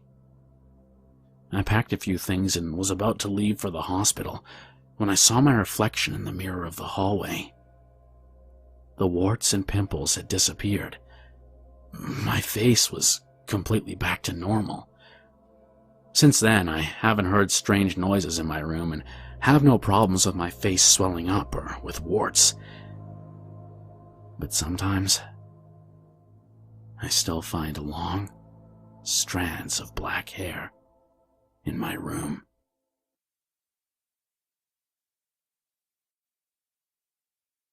Karma. A story my mom told me when she was drunk out of her mind. In the unlikely event of me going back home to visit the family, my mom would reward me with interesting stories based on her past experiences. Seems a bit lame looking forward to stories your mom tells you, right? But you'll understand me once you've heard one of her stories. Her stories are always a bit unbelievable. Something out of the ordinary happens. When I ask her if they're true, she assures me they are, but that's something for you to decide. At the time, my mom was still a student, a hard thing to picture for me. Her hobby had always been to draw, and being at university, she had joined a arts society. The scene sets at a society party during her third year at university. Drinking being her favorite hobby of all, she was quietly sitting in the corner of the izakaya, quietly getting drunk without a word. As she drank, out of the blue, a first-year student who was obviously intoxicated too, sat next to her. The fresher agreed with her that she liked to drink but didn't like the atmosphere of the party. They immediately hit it off. While drinking, both of them introduced themselves to each other. Surprisingly, the first year revealed that she was actually the same age as my mom. She'd repeated her final year twice to study for university exams. Let's call the girl Nicola. Nicola was drinking whiskey on the rocks. She called over the waiter and told him to bring all the whiskey they had. Soon, the table was full of empty glasses and bottles. Even my mom was taken aback by the amount the girl drank and told her to stop. Not paying any heed to my mom's words, she continued to down the half-empty bottle of Jack Daniels. After drinking every last drop, she slammed the bottle down on the table and sighed. My mom handed her a glass of water, but she pushed it away immediately. She then proceeded to say one of the weirdest things my mom had ever heard in her lifetime. "Please, keep that water away from me, senpai. Water kills me." Even being drunk, it seemed a bit weird saying something that extraordinary to someone she just met. My mom figured she was a bit of a weirdo, but asked all the same. "Why does water kill you?" This is where the story gets weird. Nicola explained that during her younger years at high school, she spent a majority of her free time bullying a certain student. The student was a transfer student from another school. She looked very rugged and poor. She also smelled kind of funny. Most likely she'd transferred due to her dad losing her job or something along those lines. At the beginning, Nicola had not thought anything of the kid. Sure, she dressed funny, but so did a lot of others at her age. The problem started when the transfer student got the best mark in all curricula for the midterm exams. Up until then, Nicola had been the one that was the cleverest in the school. She was supposed to be the prettiest, the cleverest, the most popular. It was unacceptable that this nobody from nowhere beat her. After that, a group of 3 girls, including Nicola, started to bully the poor child. They insulted her about the fact that she was poor, called her rude names, wrote on her desk, the standard things you would expect from bullying at that age. The kid just kept enduring and didn't retaliate. She probably knew that it wouldn't do any good. It was around 4 months since she transferred over to Nicola's school when her father died. She was off school for 2 weeks, but when she returned, it was as if nothing had happened. That annoyed Nicola even more. Whatever happened to her, whatever she did to her, she wasn't fazed. It made her want to bully her even more. "Your dad's died and you don't even care," Nicola screamed. "You're a heartless, cold-blooded monster." The bullying continued to escalate week by week. It was nearing the winter holidays when one of Nicola's bullying companions came up with a plan. "Listen, Nicola, I've found the grave where the bitch's dad's buried. Let's go up to the grave and mess it up. If we dig his grave up, it's bound to rile that kid up." A terrible scheme, but Nicola congratulated her friend for her stroke of genius. So, later that day, Nicola and her 2 friends went to the father's grave. They dug up soil, kicked the gravestone, and drew over it with permanent marker. When she said that, my mom told me her view of Nicola completely changed. She'd felt sick. Bullying is bad enough, but humiliating the dead was something that couldn't be forgiven, even if they were just children who didn't know any better. Seeming to understand my mom's thoughts, the fresher student had lowered her hidden shame. "I know. I did a terrible thing." But the story becomes even more tragic. It was as they were violating the grave that the transfer student came running to stop them in tears. She'd been tipped off by one of the students in the class who had overheard the trio discussing their evil plan. When she saw the damage that had been done to the grave, she fell to her knees. Sobbing, she asked Nicola, "Why are you doing this to me and my father? What have I done to you to deserve this?" It being the first time the girl had stood up to them, this annoyed Nicola to the point of madness. Without being able to hold back, she charged at the girl and sent her flying backwards. She stumbled back and fell, hitting her head against her father's tombstone. She seemed to lose consciousness as she stopped moving entirely. The 3 girls gasped, thinking that they'd killed her. They were about to make a run for it when the girl suddenly got up as if nothing had happened. Looking down at the ground intently, it was as if she was in a sort of trance, when suddenly she reared up her head to look at Nicola with wide, bloodshot eyes. She then proceeded to point at each of the girls and said, "You will die by fire. You will die by iron. You will die by water." And then silence. Not another word. The girl turned her back to them and walked off. Nicola was stunned. Neither of the 3 bullies spoke a word. There was something sinister in the manner the girl spoke, and a strange fear had spread all over Nicola's body. Ever since then, Nicola stopped hanging with the 2 other girls and stopped bullying the girl. She made sure to avoid her as much as possible, out of fright. That being said, it wasn't long until she completely forgot about the incident, being busy with exams and her love affairs. This was also combined with the fact that the transfer student moved away again soon after the incident. It was 2 years later when, studying for her university finals, that Nicola heard about the other girls' deaths. They had been in a car accident on their way to Disney Sea Resort. Having known them since childhood, she felt obliged to go to their funeral, despite the weighing stress of exams.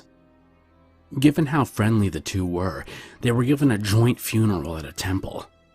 Their parents had both said, this is what they would have wanted. Together in life and together in death? Quite amusing. Nicola sat at the temple in prayer with all the other family and friends. As she sat there kneeling, she heard a few of the relatives near her who were chatting over the ceremony. I heard she was unrecognizable when she was finally dragged out from the car.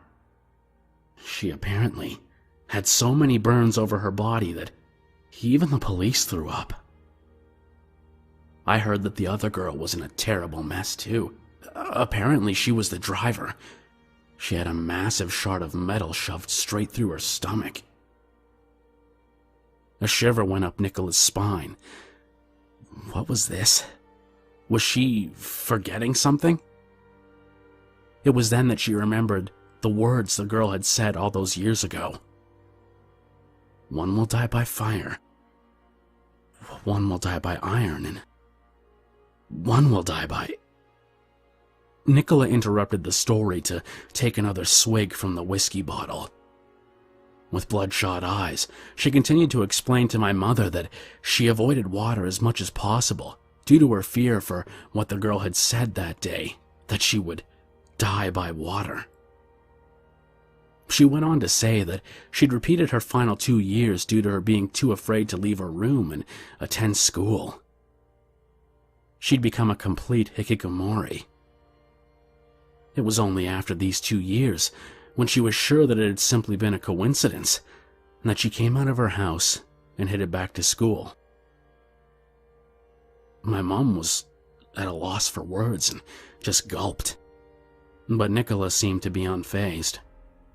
She continued to smarmily tell my mother that she took every precaution to avoid water wherever she was.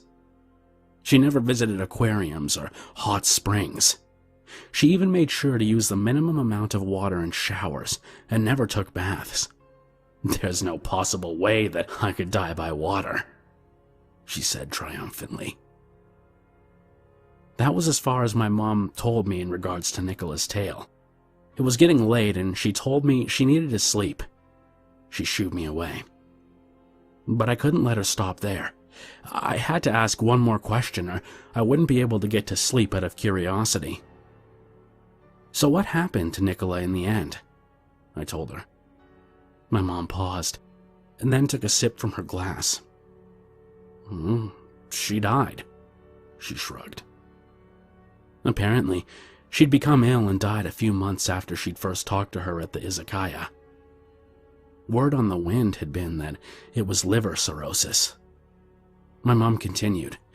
When I met her, she was really pale. Her skin was also slightly yellow. Her excessive drinking must have been to keep her fear of death at bay. She finished her glass of whiskey. I suppose one could say that she really did die from water. My sweet grandmother. I had loved my grandmother ever since I was little. Even when I was in high school, I continued to go and play around my grandparents' house. My father, and incidentally my grandmother's son, had died when I was still young. She had looked after me all the time when I was young, as my mother was always out of house with work. My grandfather had also died at quite a young age, and as one of the only blood relations left, she was always kind to me. Sadly, this could not also be said about the relationship between my mother and grandmother. My mother couldn't stand her, and she would not even visit her house. Ever since I was young, it had become a sort of tradition for me and my grandmother to go to the local temple to go and pray every Sunday morning. My grandmother was an avid believer in the Shinto religion, and even when it rained or snowed, she would always visit the temple. Although I was not such a strong believer in religion, I loved going to visit the temple with my grandma and would accompany her most weekends. I would finish praying after 30 seconds, but my grandma would pray in front of the temple for at least 10 minutes. She would close her eyes and concentrate intently on her prayer. I would always stare at her as she prayed, and I would also always ask, "What were you praying for today, Grandma?" But she would just smile and never answer. The story changes topic a bit here, but ever since I was little I had always been a sickly child. I was sick often and would have to be off school at least every month, and I would have trouble sleeping also. When it was bad, I was unable to even have 4 hours of sleep a day. The doctors had never been able to diagnose the illness. They speculated that it was caused by an allergic reaction to something that they could simply not identify. This was given that along with my sickness and insomnia, I was also subject to cramps in my stomach, swelling in my arms and legs, and many spots on my face. The sickness and insomnia became so bad when I was 15 that I actually was nearly subject to multiple accidents due to fainting in public. I was forced to go off school for 3 months. It was during that time that I would stay around my grandma's house. She would hold my hand tightly as I was in bed, doing some praying as she normally did at the temple. However, despite all of my grandmother's efforts, the sickness got worse and worse. I started to become physically sick, and the rashes and spots on my body got even worse. I lost a lot of weight simply because I couldn't hold in any food in my stomach. It got to the point that I was so distressed and in pain that I tried to commit suicide. But I must have been holding back when I attempted. I suppose I was still a chicken. Whatever I did, I would survive. If I tried to slit my wrists, it wasn't deep enough. If I tried to hang myself, the rope would break. Nothing worked. However, it was only then that fate decided to throw me into the epitome of despair. One day when I was in hospital, I received a message from my mum that my grandmother had passed away. Flaying around, sobbing, I screamed to a non-existent God in anguish. What had I done in my life to deserve this? After I was out of hospital, I locked myself in my grandma's house and refused to talk to anybody. I didn't even go to school for 3 weeks. It was only when my mother physically tried to drag me out the house that I first breathed the outside air. But this was when something strange happened. As my mother tried to drag me out the house, I refused to leave and pushed her over, sending her flying backwards. Can you see what was strange? I was actually able to push someone over. 3 weeks ago, I had been so weak that I could barely lift an orange to my mouth in the hospital bed. How could I possibly have enough strength to push over a fully grown, healthy woman? In the bright sunlight, I removed my shirt to see that there were no rashes on my body anymore. I felt my face to find no spots either. I hadn't noticed due to my sorrow, but had also been eating and sleeping fine these past couple of weeks. I realised at that point it must have been my grandma. She must have gone to heaven, taking all my pain and suffering with her. Tears welled to my eyes, half due to the brightness of the sun in my eyes, and half due to my joy. It had been another 2 years since my grandmother had died. I was now 17 and had been going to school without a single day off ever since that day. I was so full of vigour that I was able to do a part-time job whilst keeping up to speed with my studies. Given that there was no need for the house anymore, despite sentiment, it was decided that my grandmother's house would be sold. Besides, I had no voice in the matter. The house didn't belong to me. No one but me had any interest in my grandmother's belongings, so it was decided that everything in the house would be dumped after I had looked through all of her stuff. It was when I was looking through my grandmother's cupboard that I found a huge wooden box. As I opened it, I found it to be full of diaries that my grandmother had kept over her entire life. I turned over the first diary.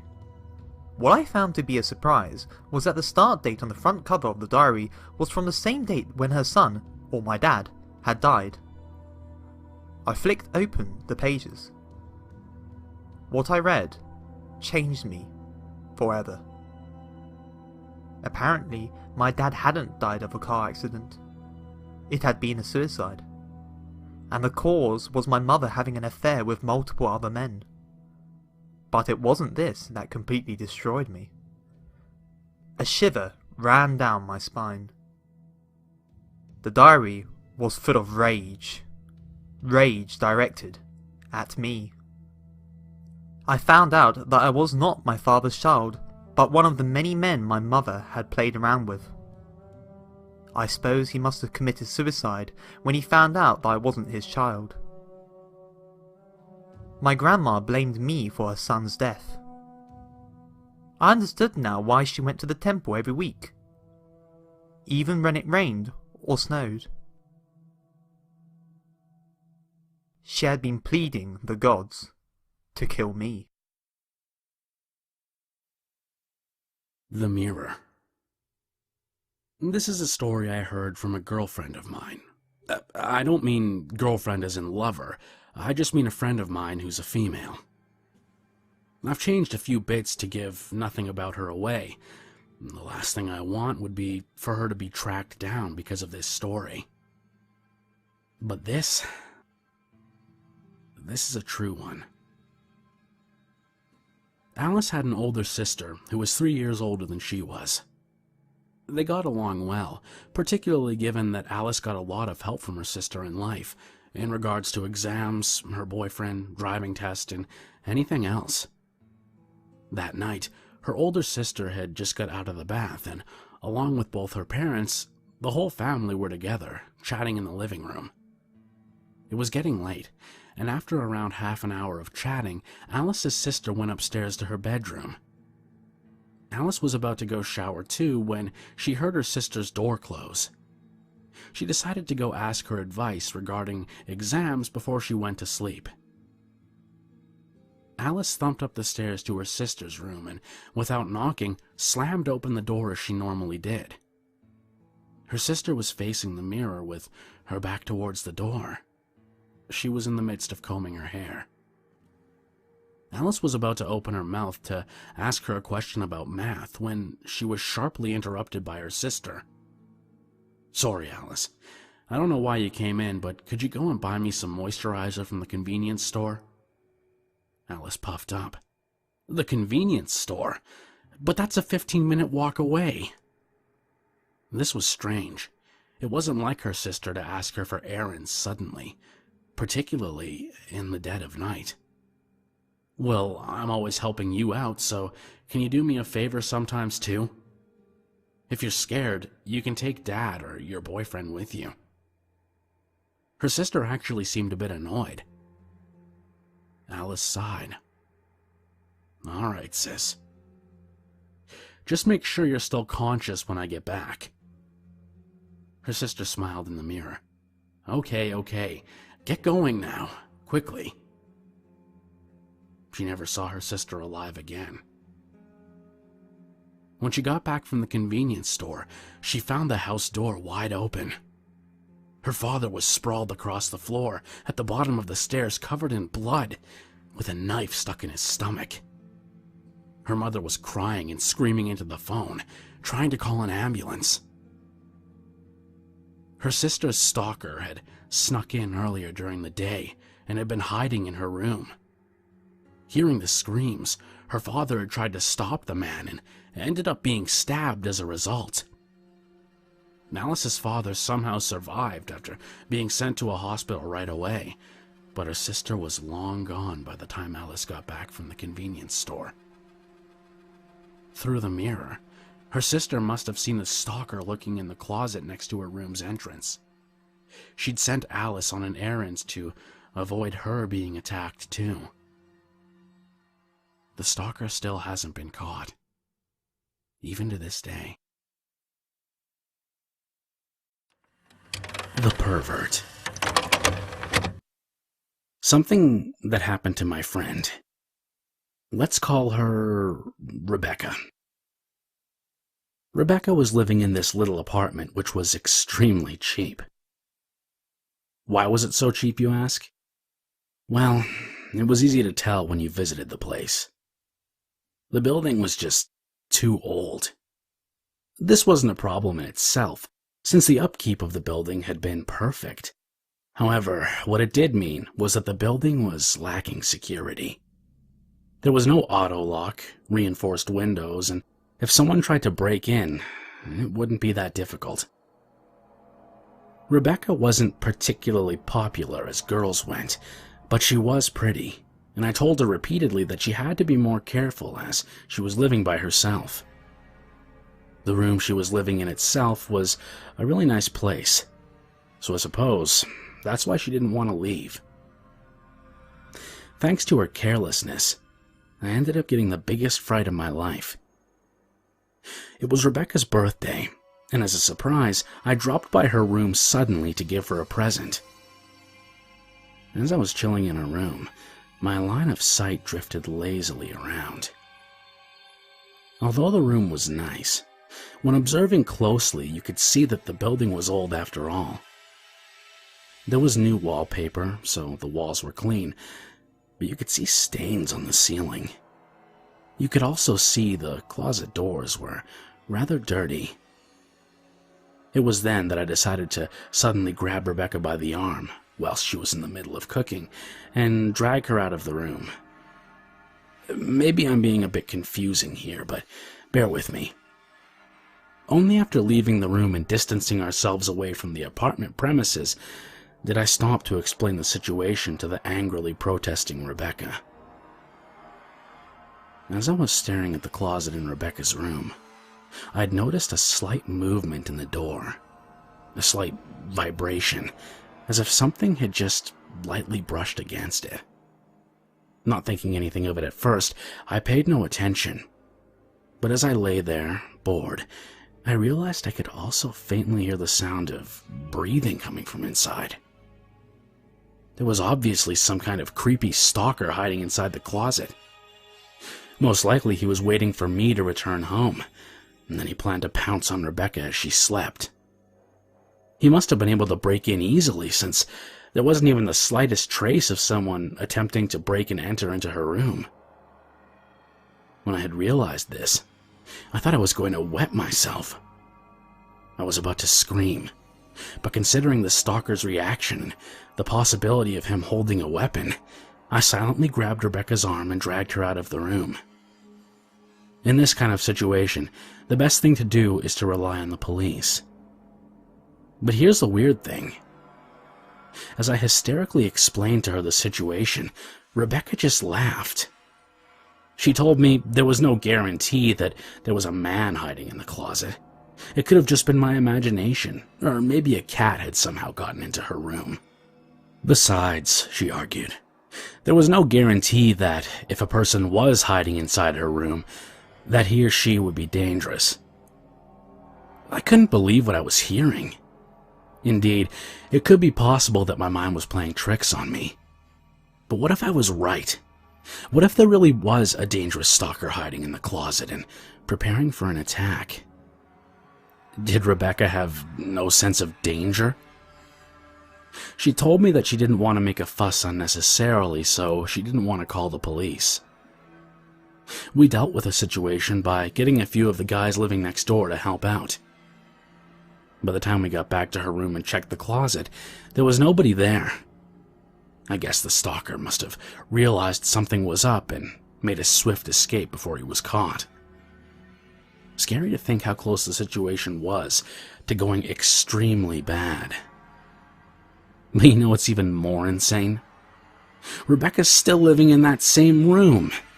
She hasn't budged despite all my protesting. I told this story to my friends, but they just laugh at me. I wonder why.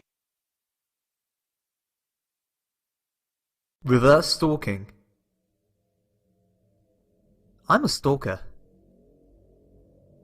I'm not proud of it, but that's what a human would describe me as. There's this girl I've been following back from the station to her house for the last month. The first time I met her was on the train, or should I say the first time I saw her was on the train. She had long black hair and brown eyes. She didn't wear much makeup, but she was still the most beautiful girl I had ever seen. She gave no sign of noticing me. Seeing her get off at the station just before mine, as if in a trance, I followed her, like a bee attracted to nectar. Following through past the station to the high street, then through the residential streets, she finally reached her destination. She didn't live in a particularly busy area, and the roads were dimly lit. The darkness provided a perfect cover for me to stalk her. But I still watched from afar, keeping a distance of 30 meters away from her just in case. I'd seen what could happen to male stalkers who got caught up in Japan. Spying from behind a tree next to her apartment, I saw the girl walk up the stairs to the second floor. As she opened the door and switched the hall light on, I could see the room number. Room number 5, I mumbled to myself. I've been stalking her every day since.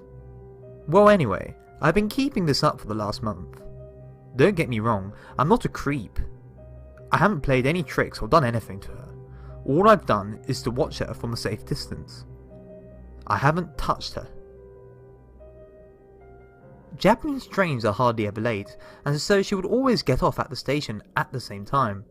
She would always buy the same thing from the same convenience store and walk back the same route back home. It was like she was a machine. She always reached her home at exactly the same time. It was the same that night as well. She reached her apartment at 8:25, only 5 minutes off her average. As I did every day, I silently whispered, "Good night, sweetie," and I turned to head back home. It was roughly a 15-minute walk back to the station, but it was winter and the snow was heavy. It had taken us twice the normal amount of time to get back to her apartment. Shivering, I trudged through the snow. I needed to buy myself a coat, but with my pay, it was impossible. It was as I was about to reach the convenience store that I heard a strange sound behind me. Footsteps. How could that be? I thought to myself. I had walked back this way every single day for the past month. There were never any other pedestrians at this time. I stopped and looked behind me, but as I stared into the darkness, all I could hear was the sound of icy wind blowing against my face. Shivering again, I turned around. But as I started to walk, trudge, someone was following me. Frightened, I ran as fast as I could back to the station, and looking frantically around me as I boarded the train, I saw no one following me. It was roughly 9:30 when I finally got back home that night. I had gone to work early that day at around 5 in the morning to rehearse a presentation for an early morning meeting with the team. I was shattered, and without cooking or washing, I fell straight to bed. I must have slept for around 30 minutes when a deafening crashing sound seemed to erupt all around the room. At the same time, I felt a large pain to my forehead as if something had crashed into it. I woke up instantly. Panicking, I reached for my baseball bat and swung it around the room blindly. Something was in my eyes and I couldn't see properly. Had someone tried to break in? Eventually I calmed down, and coming to my senses I stared around the room to see what had happened. My window had been smashed. Looking around the floor, I soon found what had caused the damage. A stone. It was the size of my fist. Picking up the stone, I realised it was wet. Wet with my blood. Instinctively, I touched my forehead and winced. Blood was trickling down my face from a gash in my head. It was the blood in my eyes that had blinded me, but the wound didn't seem to be that deep. Wrapping a bandage around my forehead, I fearfully peered outside the broken window to see who had caused the damage. She was wearing a pair of red boots and a white coat. I suppose I hadn't seen her wear it before, as it was too snazzy for work. She moved her black hair out of her face and smiled at me. She shouted up, "You're mine." The girl I had been stalking had stalked me back to my house. From that day on, she's been stalking me every single day. Every day as I get off at my home station, I hear the same relentless footsteps trudging behind me. It's like she isn't even trying to be conspicuous. She's deliberately trying to agitate me. I truly regret stalking the girl. I didn't realise how scary it could be when you were stalked yourself. Even after I've entered my room, she stands outside, waiting, sometimes peering through my window with a malicious grin.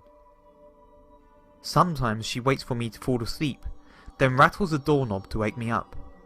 She also leaves messages in my front door saying she's going to hurt me and torture me in my sleep. I got a DVD from her, which included plenty of footage of me stalking her. She had set up secret video cameras on the way back to her house. She'd set me up completely. Calling the police on her would only incriminate me, not her. Maybe this had been her plan all along. Or maybe she's just crazy. I think I should just call the police. At least in prison, I can get a good night's sleep.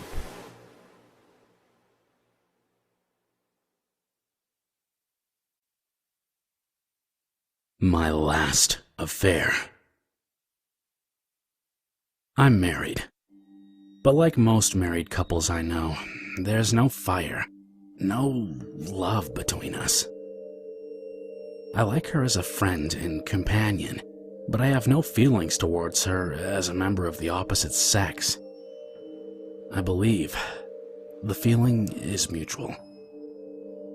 Once you've been married for enough years, sooner or later, the feeling of affection you once felt fades away into nothing. If you've ever been or are married, I'm sure you understand me, even though you don't want to admit it. For those who aren't married, well, maybe you'll find out in the future. Then again, don't let what I say get in the way of what you want to do. I'm only speaking from my experience. And besides, it's not like I'm saying marriage is necessarily a bad thing. But what I am saying is that cheating on your wife is only natural. Her name was Yuki. I really loved her. True love, unlike what I felt towards my wife. Yuki was great. She had no wish to get married or live with me. She was the same as me. She just wanted to be free to do what she wanted and when she wanted. I wanted to be with her as much as possible.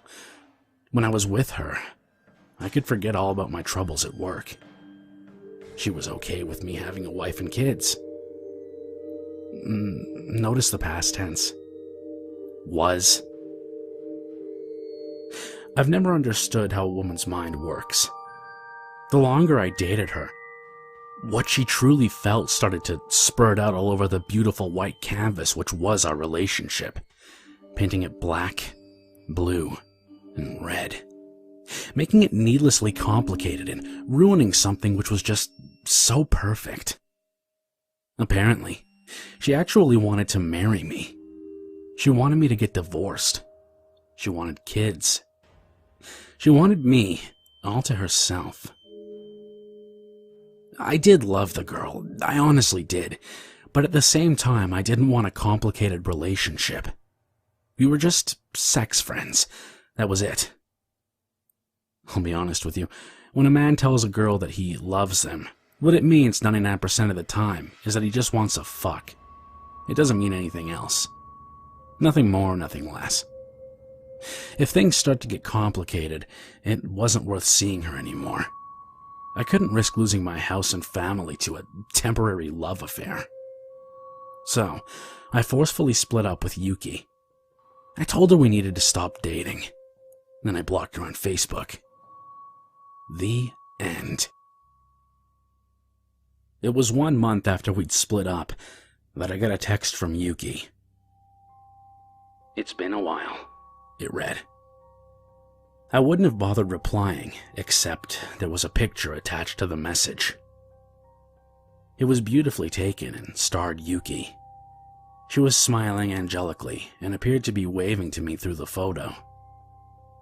She was so beautiful. If only she hadn't gone all crazy on me. I considered again if there was any possible way for it to work between us, but it was impossible. Unless we moved to a distant country which accepted dual marriage. My God, though, she was hot.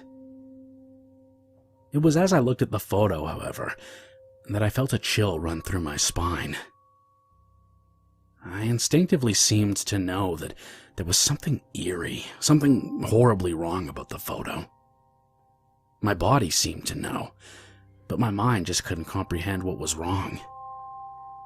I transferred the photo she'd sent me from my phone to my work PC to take a closer look at the photo. Maximizing the photo viewer, I realized what the problem was. I knew this place. Yuki was standing in a park which was located right next to my flat. I'd never given away my exact location just in case. Was this simply a coincidence? But as I looked at the photo even closer, I realized this was wishful thinking. far in the distance behind the smiling Yuki, were my children. They seemed to be playing in the sandbox, blissfully unaware of the nearby danger. Terrified, I immediately called back Yuki. I apologized and begged her to forgive me. She just laughed and told me, "You're never going to leave me, you fool. Try this shit again, and I'll kill your kids." There's no escape from her. I should have realized that since at first I'd slept with her. I might as well have signed a contract with the devil himself. I can't escape. Please, can someone help me?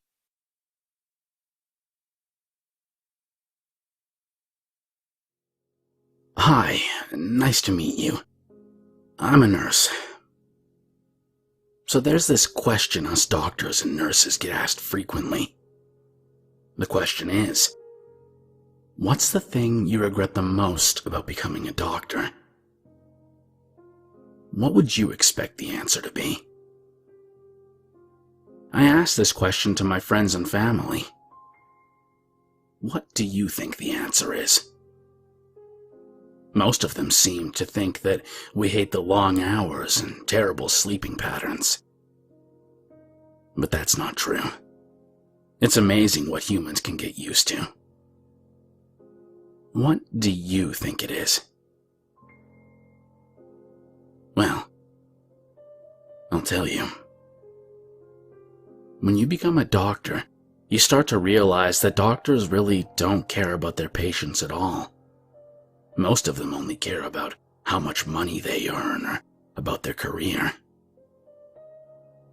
What do you hate the most about your profession?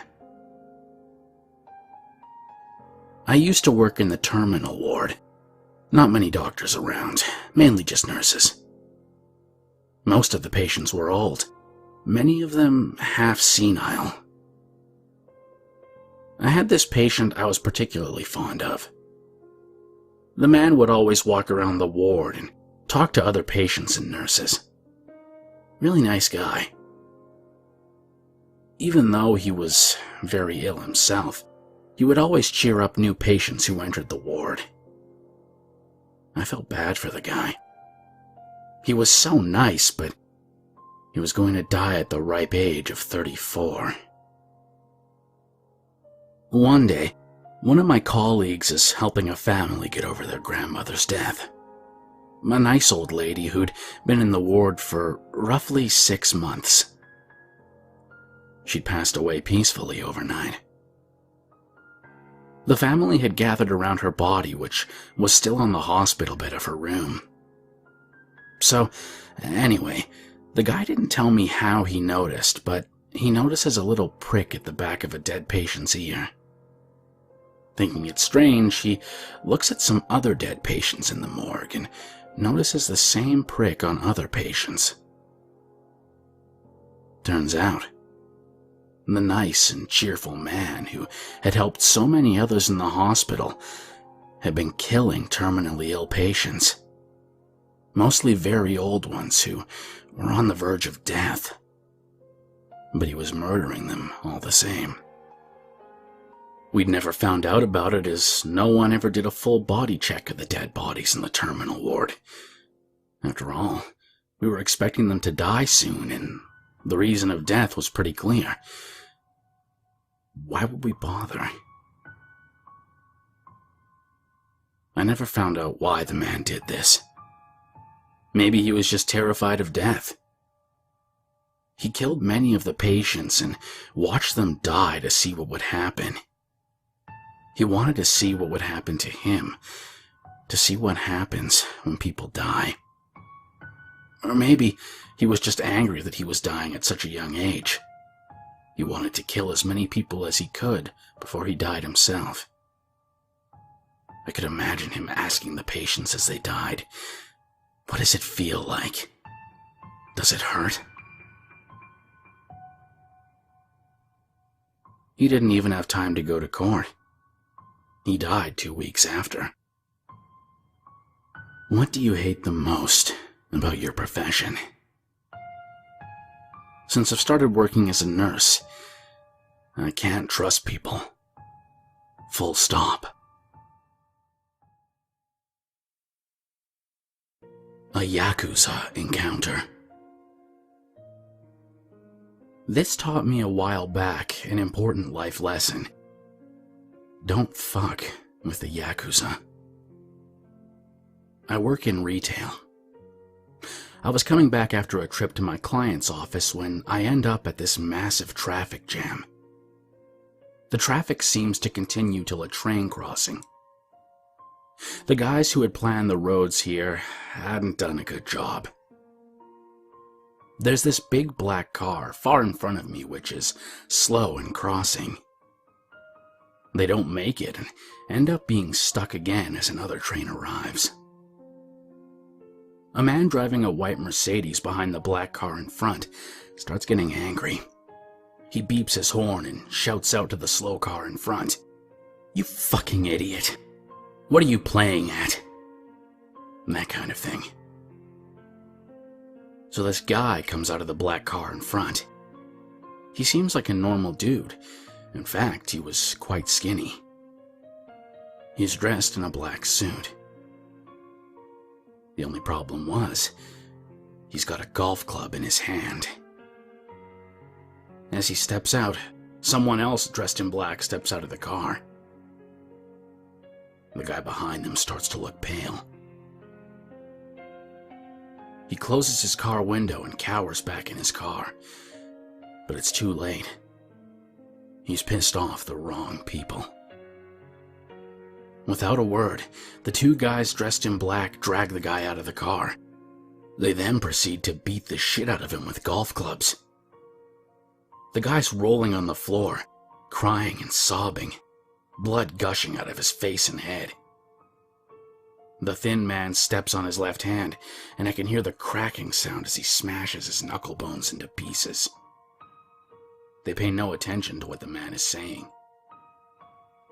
Eventually, the man becomes silent, and the men return to their car. The train leaves, and they drive off, like nothing had happened. Me and the rest of the drivers are left behind, mouths open wide, shitting ourselves quietly. I guess they must have been Yakuza.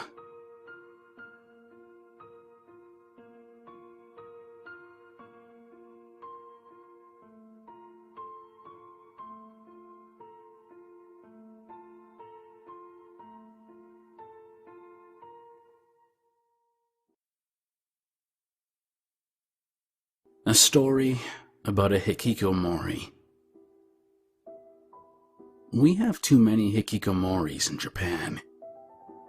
These are guys who lock themselves in their rooms and refuse to talk to the outside world. Sometimes, even their own families. But people don't become a hikikomori because they want to. They become a hikikomori because they're forced to. This is about a guy I used to know when I was younger.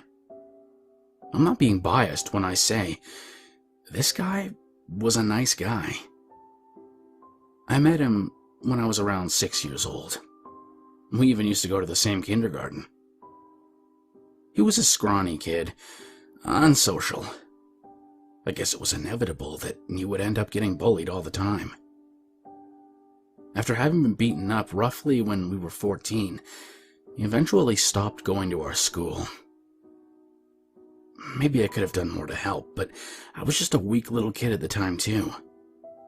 I hadn't wanted to get bullied either. Besides, we hadn't been that amazing of friends anyway. Anyway, I'm 24 now and I'm working for this big firm after leaving university. I've been away from home for about a year and I hadn't managed to go home even once in the year I started working because I was just too busy. Maybe I just couldn't be bothered. Probably the latter. I walk out of the station and I start the 15-minute walk to my parents' house. I'd come down after finishing work and it was now pretty late. I think it was around 10 p.m. at that point. I'd come after eating dinner, but I felt a little peckish, so I dropped by the local 7-Eleven, which was between the station and my parents' place. I take a bit of a detour and find the 7-Eleven I always used to visit so often as a kid. I actually sighed in relief when I saw the shop. In Japan, shops close and pop up all the time. I wouldn't have been surprised if 7-Eleven would have closed their branch in a shitty, unpopulated area like this. These days, I always look at my phone wherever and whatever time, mainly due to work. But I'm also obsessed with this mobile game called Shadowverse at the moment. So, I admit what happened next was completely my fault. I walk into the 7-Eleven, or try to walk into the 7-Eleven while looking at my phone, and I bump into this guy who was just leaving. I wasn't paying attention at all, and I go spiraling onto the pavement behind me. I hit my back, hard. Groaning, I lay there for a second and looked at my phone lying next to me. It had a little scratch, but no crack. Phew, it was fine. As I'm there lying on the floor like an idiot, the guy I bump into gives me his hand. He very timidly asks, "Are you alright?" This guy helps me up to my feet and I apologize, telling him it's completely my fault for not looking where I was going. The man seemed to be quite a few years older than me and had a rather untamed beard. Not very sexually appealing. It was as if he couldn't be bothered to shave, or perhaps he had no need to shave. He was carrying a big bag full of Nissin cup noodles. In reply to my apology, he simply mumbles something and then walks past me and out the door. Sighing again, I brush dirt off my jacket and trousers. I'm about to finally walk into the shop when, suddenly, someone grabs my shoulder from behind. Surprised, I immediately swing my body around to face the entrance of the convenience store. It was that bearded guy again. He lifts his head up towards my face and looks at me as if I'm some sort of ghost. A bit scared, I ask him if everything was okay. But without answering, he runs off before I have a chance to talk to him properly. It was a few months after that I found out who the bearded man was. I was at work when I got the call from my parents. I got a bit annoyed at first that they'd called me when I was busy. They kept on calling me over and over again, and it seemed they didn't plan to stop until I answered my phone. They explained to me that it was very urgent. Do you remember the friend I mentioned at the start of this story? The hikikomori? The one who got severely bullied when we were kids? Well, he committed suicide. Around a week later, I was back in my hometown, attending the funeral.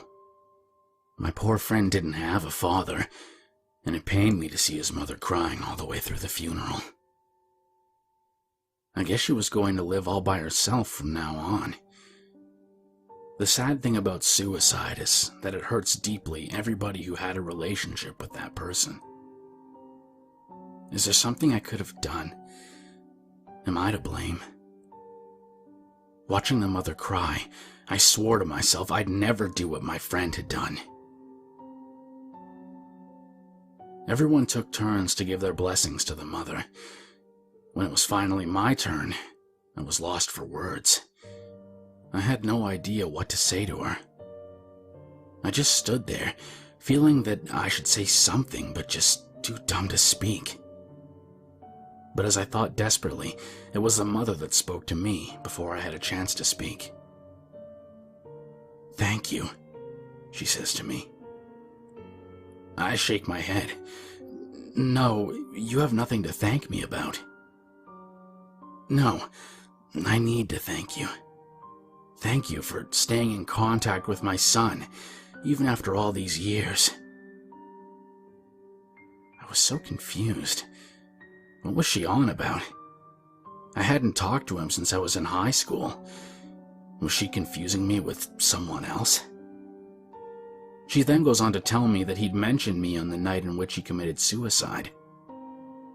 About how he'd chatted to me recently. He'd also asked her about what I was doing now after graduating high school. I didn't understand, but I just said, "Don't mention it," and walked past her. I then sat down in the funeral hall and waited for the ceremony to start. In Japan, they make you sit for ages in an uncomfortable position on the floor during a funeral. So to try to take my mind off the pain, I looked around at the funeral hall and at my friend's shrine, far at the front of the hall, placed in front of the Buddhist priest, as usually happens in Japanese funerals. It was at this moment that I finally understood everything. Why the mother had thought I was still close friends with her son.